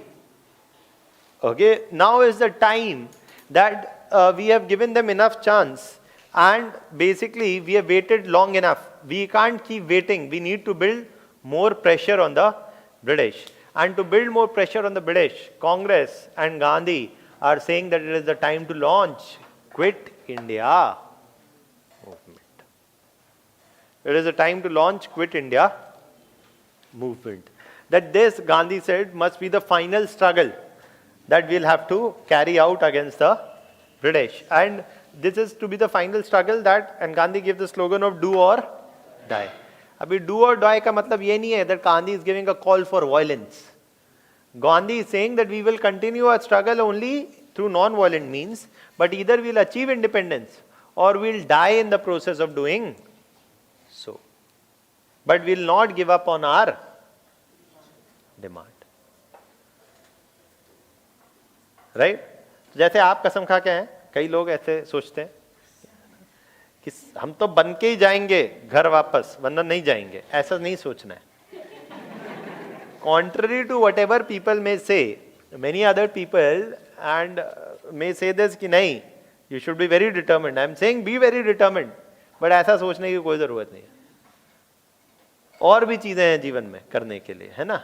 ऐसा कुछ नहीं है कि नहीं बन के ही जाएंगे और ना शक्ल नहीं दिखाएंगे आज के बाद, कसम खा के आए हैं हम तो. ऐसा कुछ नहीं.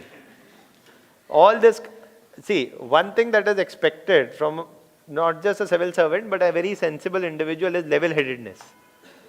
Passion is one thing, है ना? And passion must be there to achieve your goal. But passion must not become, it's not a license to be nonsensical. Okay? Then, you know, it doesn't help also. A lot of times it builds unnecessary pressure. ऐसा क्या हुआ क्या कि सचिन तेंदुलकर ने world cup नहीं जीता था तो उसने बोला मैं शक्ल नहीं दिखाऊंगा, नहीं खेलूंगा वापस. Was it there that such, you know, I think I very distinctly, that was the last time I was watching cricket, so I remember. 2003 finals, right? अरे अभी वो ऑस्ट्रेलिया ने इतना धोया, रिकी पॉन्टिंग ने इतना धोया, 350 रन बनाने, right? And then you know, yeah, whatever. And basically then you see what, that Tendulkar gets out relatively early. तो ऐसा कहते हैं अब तो मैं बैट ही नहीं उठाऊंगा, मर ही जाता हूं मैं, कूद जाता हूं मैं. You have to understand that big tasks, if you are trying big tasks and you are not prepared to face failures, you are a fool. Nothing else. If you are trying to do something which is big task में ही failure होने का chance है. और जितना बड़ा task होगा उतना बड़ा फेलियर होने का भी चांस है. अगर आप चांस नहीं ले सकते तो आप बड़े काम करने की मत सोचिए. If you can't deal with failures in life, don't think of doing big things in life. There is no one person you can point out who has not face failures and yet done big things. ऐसा कोई मिलेगा ही नहीं आपको. Okay, so if you are thinking of big things in life, then be prepared for facing failures. वो आएंगे. और अगर आपके फेलियर जीवन में आप बोले कि मैं I have done everything in first attempt in my life, मतलब आपने आज तक कुछ बड़ा कभी करने का सोचा ही नहीं, है ना? So if you dream big, be prepared that dreaming big and putting in efforts is not enough. You have to understand that big tasks require time, are more complicated, and your path will have failure. So इसमें dishearten होने का कोई जरूरत नहीं कि अरे नहीं हुआ अभी मैं कूद जाता हूँ छत से. This old trend of taking too much pressure doesn't help your cause, and your life is more valuable than UPSC. Right? Nothing you will achieve by first rank also. Let me tell you this. है ना? You are not going to be the first individual to get a first rank. हर साल आती है एक first rank, है ना? ऐसा नहीं है कि आप प्लैनेट अर्थ पे पहली बार फर्स्ट रैंक या मून पे आप पहली बार जा रहे हैं. एक एग्जाम में आपकी पहली रैंक आ रही है. और जो मैं बार बार कहता हूं, nothing of significance in this world has been achieved by the middle class who believes that they can achieve something earth shaking by taking one out of 4 options. ना प्रधानमंत्री बनता है कोई, ना चीफ मिनिस्टर बनता है, ना आर्मी चीफ बनता है, ना कोई बड़ा नेता बनता है, ना कोई बड़ा फिल्म स्टार बनता है, ना कोई बड़ा क्रिकेटर बनता है, स्पोर्ट्समैन बनता है, कुछ नहीं बनता है. ना इनोवेटर बनता है 4 में से एक ऑप्शन पर टिक करके. So it's okay. One must dream big, do your effort, everything. Don't take too much tension. मेहनत करिए. होता है बहुत अच्छी बात है, नहीं होता है आपका लॉस नहीं है, देश का लॉस है. Right? इतना टेंशन नहीं लेना है. नहीं हो रहा तो कोई बात नहीं. Right? So if you look at Jawaharlal Nehru and Subhash Chandra Bose, right? Jawaharlal Nehru never wrote the civil services. Subhash Chandra Bose got selected but did not join. If they would have been civil servants, they would have been other bureaucrats, है ना? तो but उन्हें नेतागिरी करनी थी तो वो नेतागिरी में है. So you can do big in life, even if you don't make it to civil services, तो मेरा तो हमेशा से यही कहना है, it is not meant to dishearten, it is only meant to tell कि one must not work with the fear of failure in mind. If you have, इसको साइकोलॉजी में कहते हैं इंट्रिंसिक मोटिवेशन. एक्सट्रिंसिक मोटिवेशन ये है, अरे fail हो गया, जमाना क्या कहेगा, घर वाले क्या कहेंगे, इसलिए भेजा था क्या, right? But if you do intrinsic motivation, that I am doing this because it is something that helps me achieve my life goals. Happens, very good. Doesn't happen, it's okay, I'll figure out other ways to achieve my life goals. You will perform better because the stress that you will take will be less. Right? So intrinsic motivation होना चाहिए, extrinsic नहीं कि बड़ी car मिलेगी. मतलब कई लोगों का ये मोटिवेशन है, बड़ी कार मिलेगी, लोग सलाम ठोकेंगे, ये होगा वो होगा, फिर आप जाएंगे अंदर, जब आप रियलाइज हो करेंगे कि कुछ नहीं होगा ऐसा, शुरू में तो नहीं होगा at least, right? So in that context, be intrinsically motivated, you will do much better. Intrinsic motivation is what is required. When intrinsic motivation क्या होता है? You are not competing with anybody else, you are only competing with yourself. जीवन में level वही होना चाहिए. When you are competition is only with yourself, not with your peer group. अरे वो शर्मा जी के बेटा फर्स्ट बार में हो गया था, आपका तीसरी बार में भी नहीं हो रहा है, आप क्यों जिंदा हैं? So this should not happen. All these mindsets, all these mindsets are not at all productive. Intrinsic रहिए कि हाँ, मैंने पिछली बार दिया था, यार नहीं हुआ था, प्रीलिम्स में भी नहीं हुआ था, इस बार दिया, मेरा प्रीलिम्स में हो गया, अभी मैं मेंस भी दे के आया हूँ. That is a reason enough to be happy and satisfied and keep working. Everybody's trajectory is different. ऐसा हो सकता है कि यार मेरा प्रीलिम्स में नहीं हुआ, 2 बार नहीं हुआ भी टेंशन है, लेकिन हाँ मेरी मेंस की तैयारी अच्छी है, एक बार प्रीलिम्स हो जाए, I am definitely sure that I've been writing answers, I've been doing all it takes for mains. Opportunity will present and I will stay determined till I get it. So you be patient.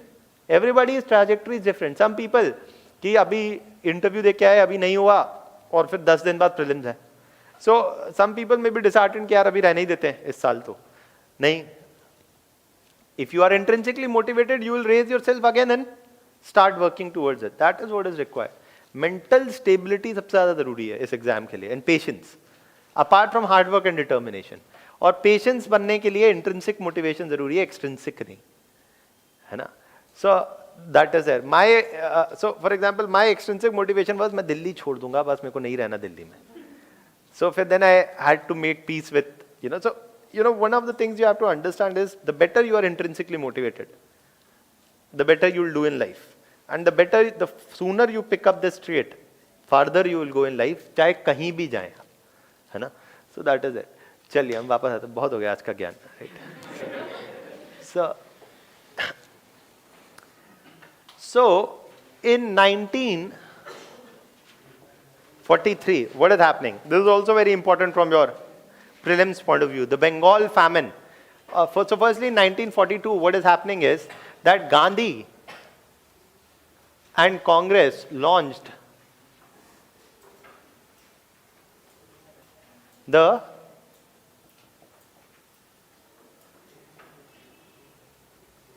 Quit India mission with the slogan of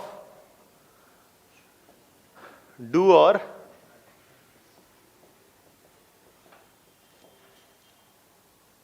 launched the Quit India movement or the Quit India mission with the slogan of do or die. The failure of what? The failure of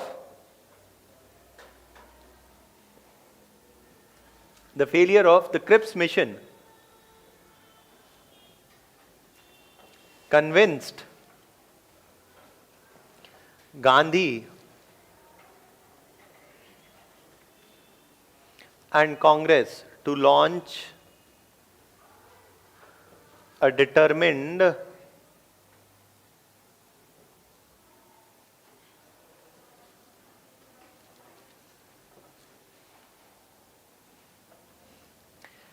convinced Gandhi and Congress to launch a determined mass what? Struggle.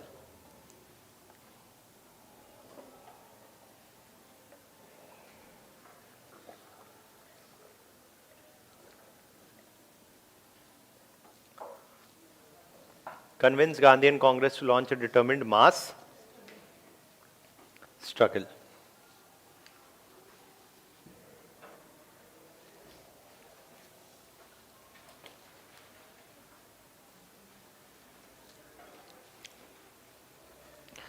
Now, Gandhi and Congress did launch it on August 8th, 1942 from Bombay. Okay? But on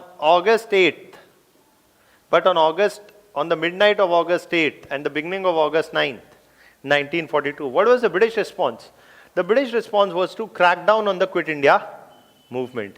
So on August 8th, they gave a call for the Quit India movement, and on the night of August 8th itself, and the beginning of August 9th, on August 9, 1942, all top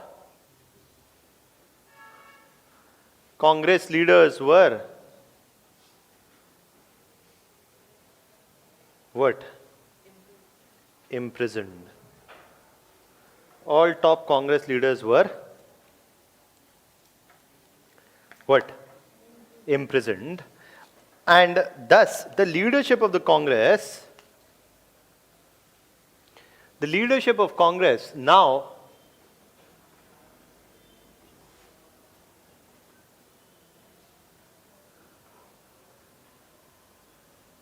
moved into hands of women leaders, like are into the hands of middle level Congress leaders, not the top leaders, but in the hands of middle level Congress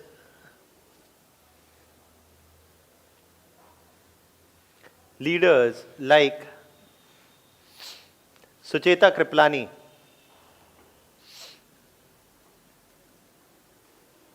Aruna Asaf Ali,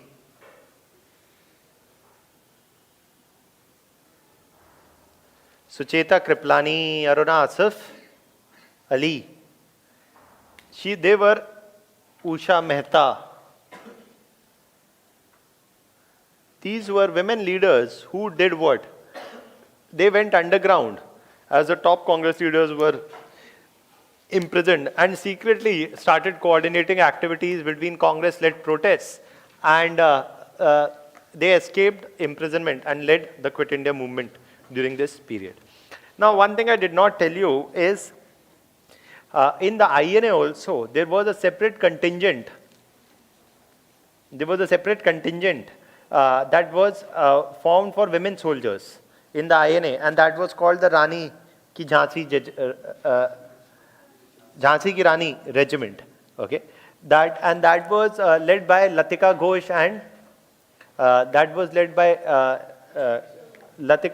and Lakshmi Sehgal, both of them. So just this is also something that you must remember about INA. You can write there in INA that Jhansi Ki Rani Regiment was formed, and this was led by Latika Ghosh and Lakshmi Sehgal. This was led by Latika Ghosh and Lakshmi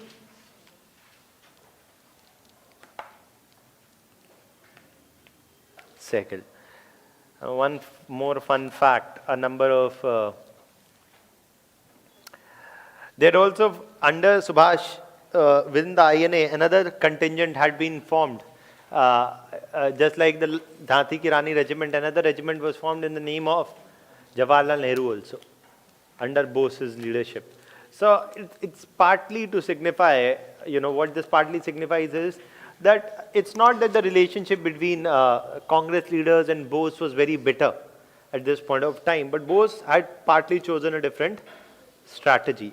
That is also there.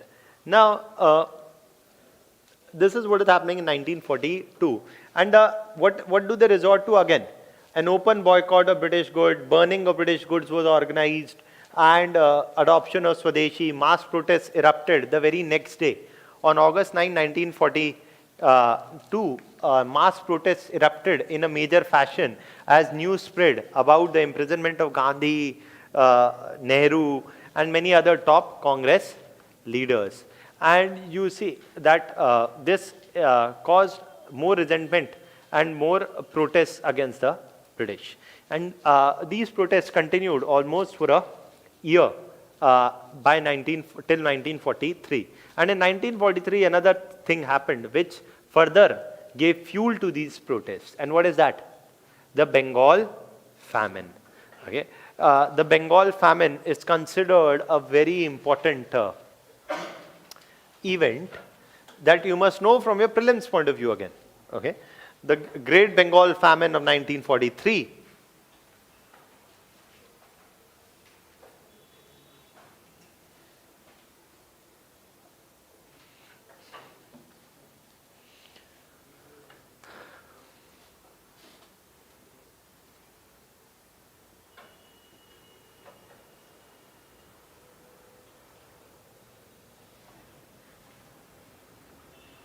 Of 1943, what was this famine about? Why was it caused? ये आपको पता होना चाहिए prelims के लिए.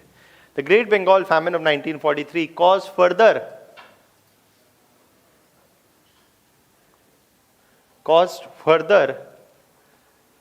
protests against whom? British rule. Caused further protests against British rule.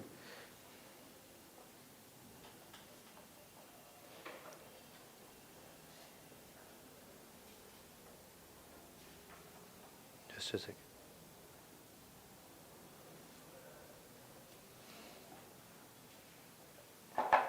Caused further protests against British rule. Now, why were they triggered? What triggered the Great Bengal Famine? What is a famine?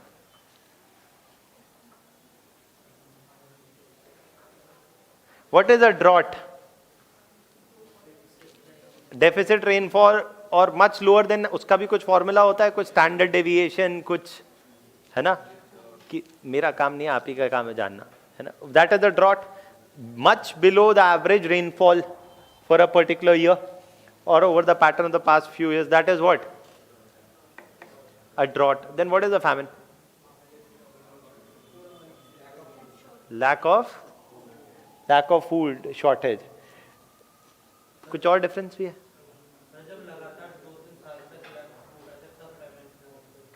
अच्छा. Anything else? कुछ और सोच सकते हैं आप? है लेकिन available नहीं है. Okay. Now drought. Every drought doesn't lead to a famine. That's the difference. Famines often happen when there is a drought, but every drought doesn't lead to a famine. Droughts to happen abhi bhi. But it is often said that in post-independent India there has been no major incidence of famine. So even though droughts happen today also, famines are not common or are highly uncommon.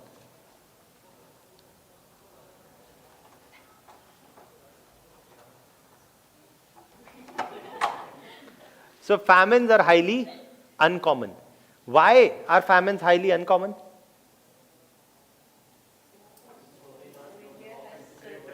Surplus food grains, you will say we have. So, देखिए, famines, we say, very important point, famine is a man-made disaster. Drought तो बारिश कम हुई, तो आप क्या कर सकते हैं? बरसा तो पाएंगे नहीं. अभी इतनी तो टेक्नोलॉजी नहीं है कि आप बोलेंगे सर क्लाउड सीडिंग है? कुछ नहीं है, ठीक है. Ultimately how does cloud seeding affect everything is all. अबे हमें ये तो पता नहीं है मॉनसून क्यों होता है, कैसे होता है. क्लाउड सीडिंग से क्या इफेक्ट आएगा, क्या नहीं आएगा, it is not very calculable.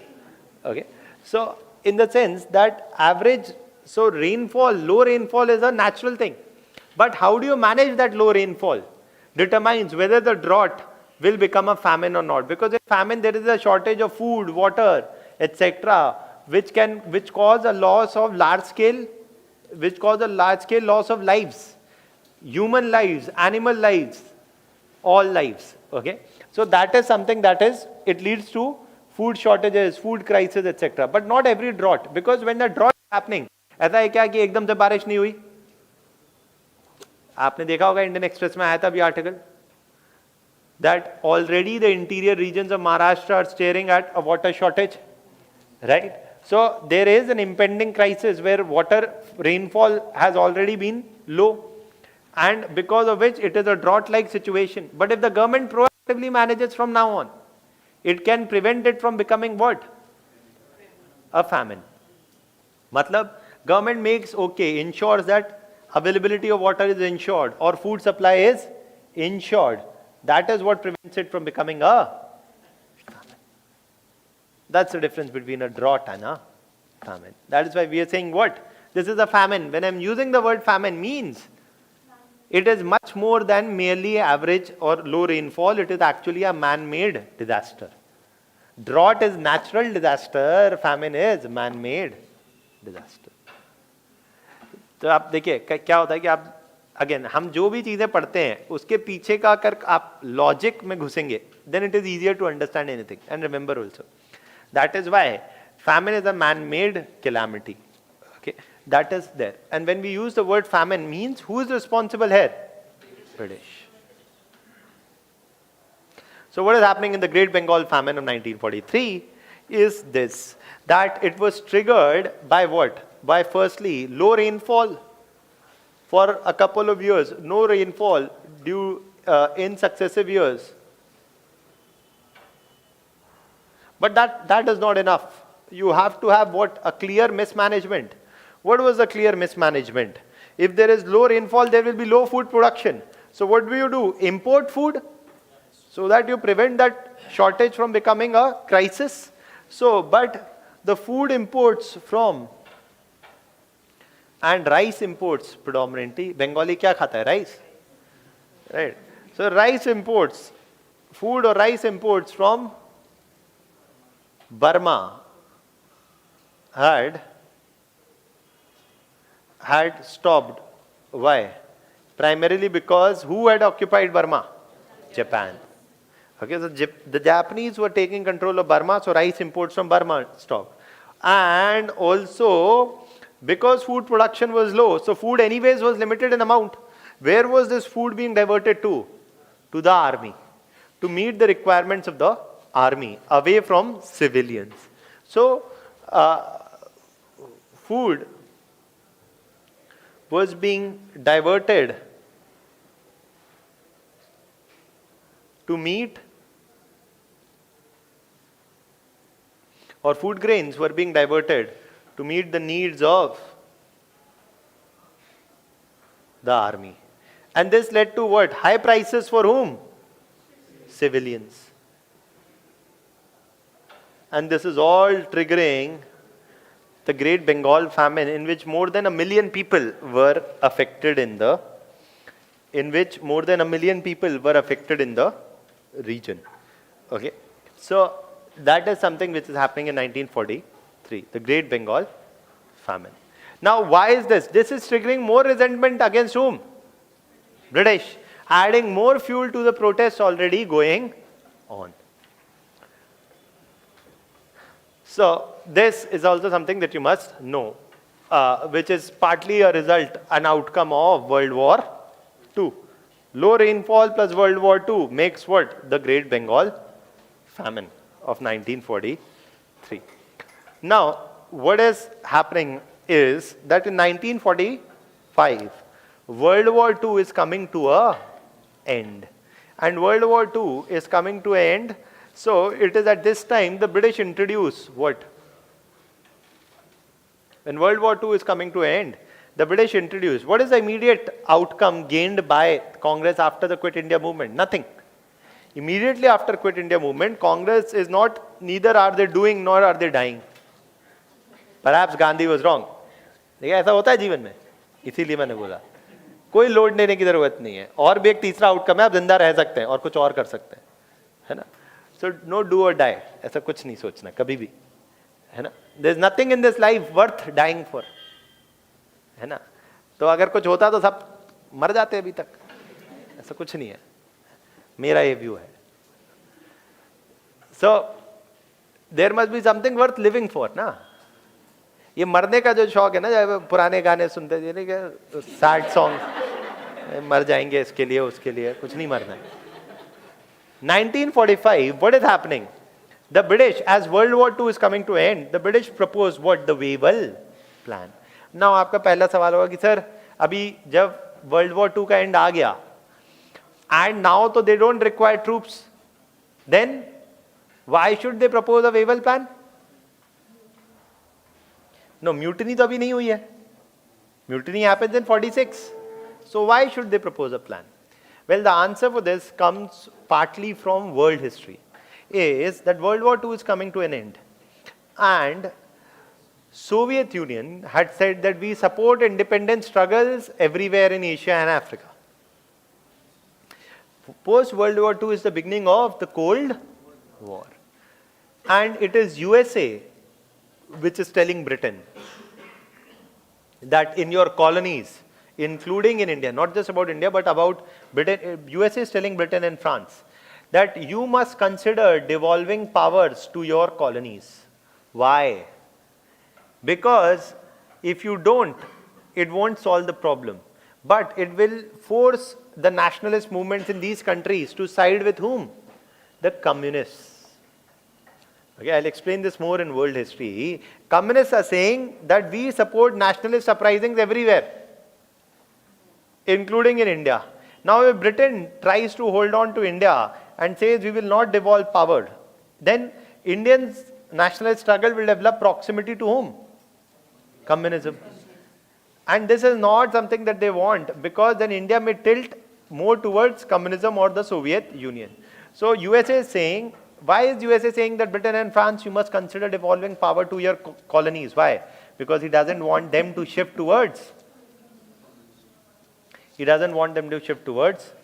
communism. Just one more thing. He doesn't want them to shift towards communism. But why is USA still saying so? Also USA could say so because USA did not have a colony of its own.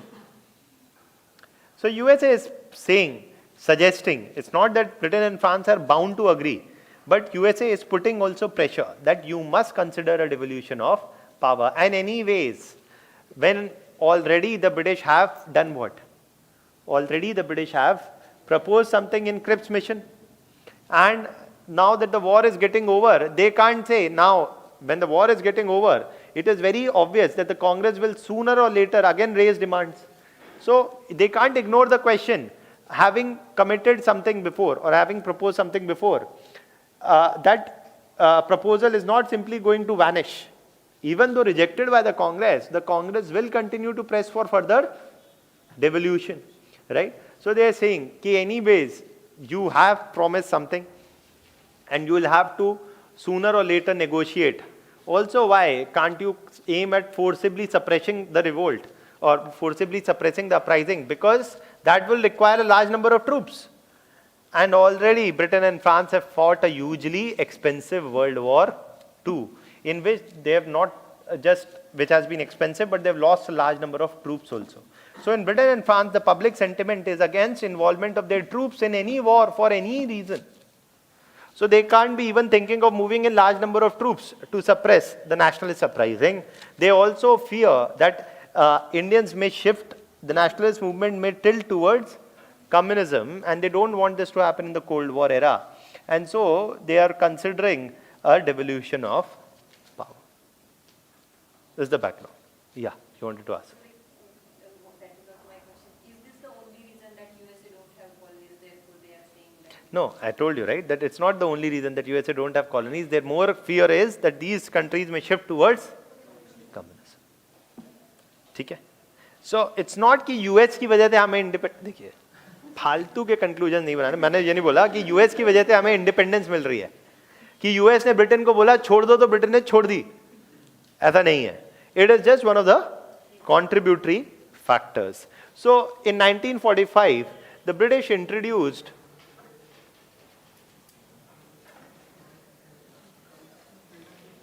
the Wavell Plan as World War II came to an end. Under this Wavell Plan, they proposed what? again, you must remember, under this waiver plan, they proposed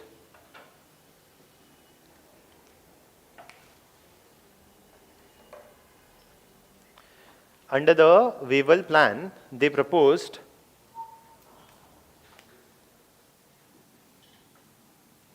what? The same, first, dominion status. But something else which is different. Yes, one of the ways to remember this is firstly you remember only the differences. Okay? तो ये समझ लीजिए कि सारे plans में from August offer to the last Mountbatten plan, what is proposed is dominion status. Okay? Nowhere they are proposing complete independence. Okay? That's one thing which is common. तो common चीज को याद रखने की जरूरत ही नहीं है. Difference को याद रखिए. Okay? क्या? August offer Constituent Assembly composed mainly of Indians. Crips India only of Indians. यहाँ पे they are saying that except, firstly they said that except Viceroy and the army and the commander in chief of the army, all positions will be devolved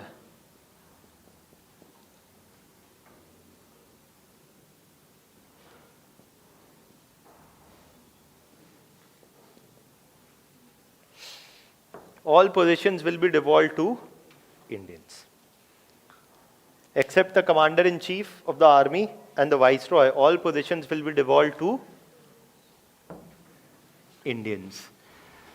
Matlab they are saying कि we are giving you everything short of the leadership of the army and the top position of the executive. All other positions will be given to Indians. Constituent Assembly will anyways be established with Indians only. So all of this will give to you. Also, the waiver plan proposed something else also. A Constituent Assembly would have equal representation of Hindus and Muslims.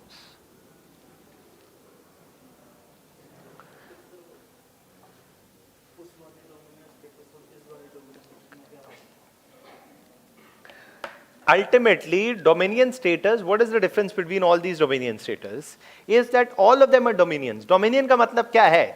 They are a part of the British crown. ठीक है? Ultimate ruler is British crown. They are all a part of British crown. फर्क क्या है? फर्क ये है that how many powers will be devolved to Indians. That is the, so it's a concept. जैसे क्या होता है?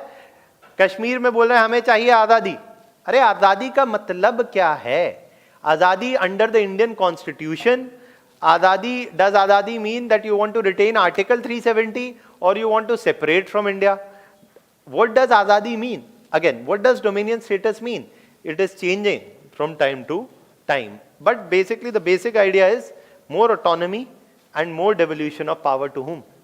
Indians. Okay? So in that context, you see that the Constituent Assembly would have equal representation of Hindus and Muslims. They have proposed this also. Now, they proposed this also. Now, what is the Congress response? The Congress is like, the Congress is okay. The Congress objection is primarily on the dominion status whole thing. But beyond that, they don't have any major objections to begin with. But Muslim League says something about this proposal that becomes the objection for the Congress. The Muslim League said that, the Muslim League argued that all Muslim representatives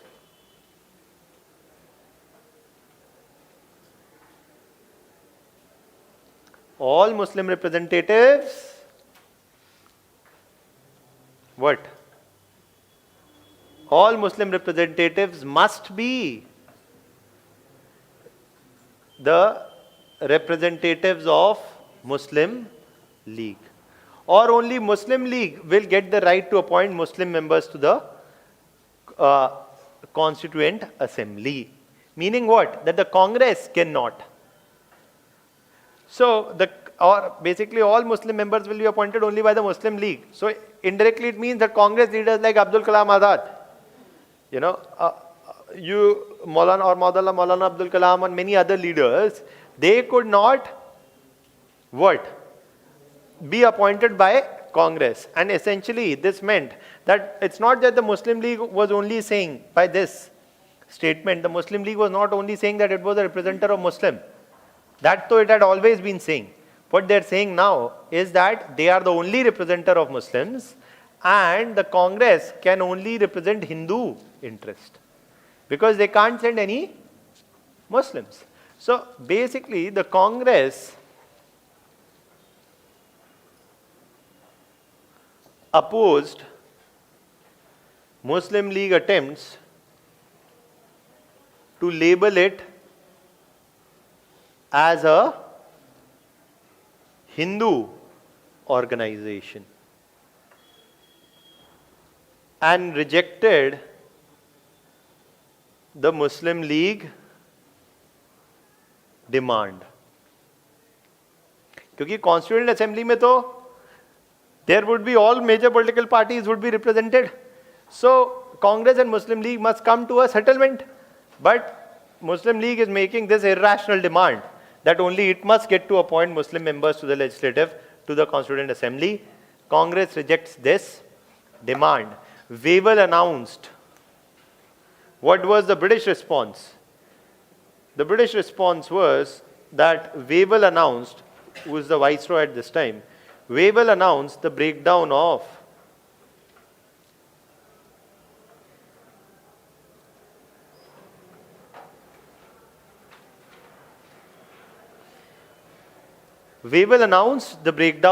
talks. Wavell said that we too are ready to devolve power, but the Congress and Muslim League are fighting amongst themselves. They can't come to a conclusion.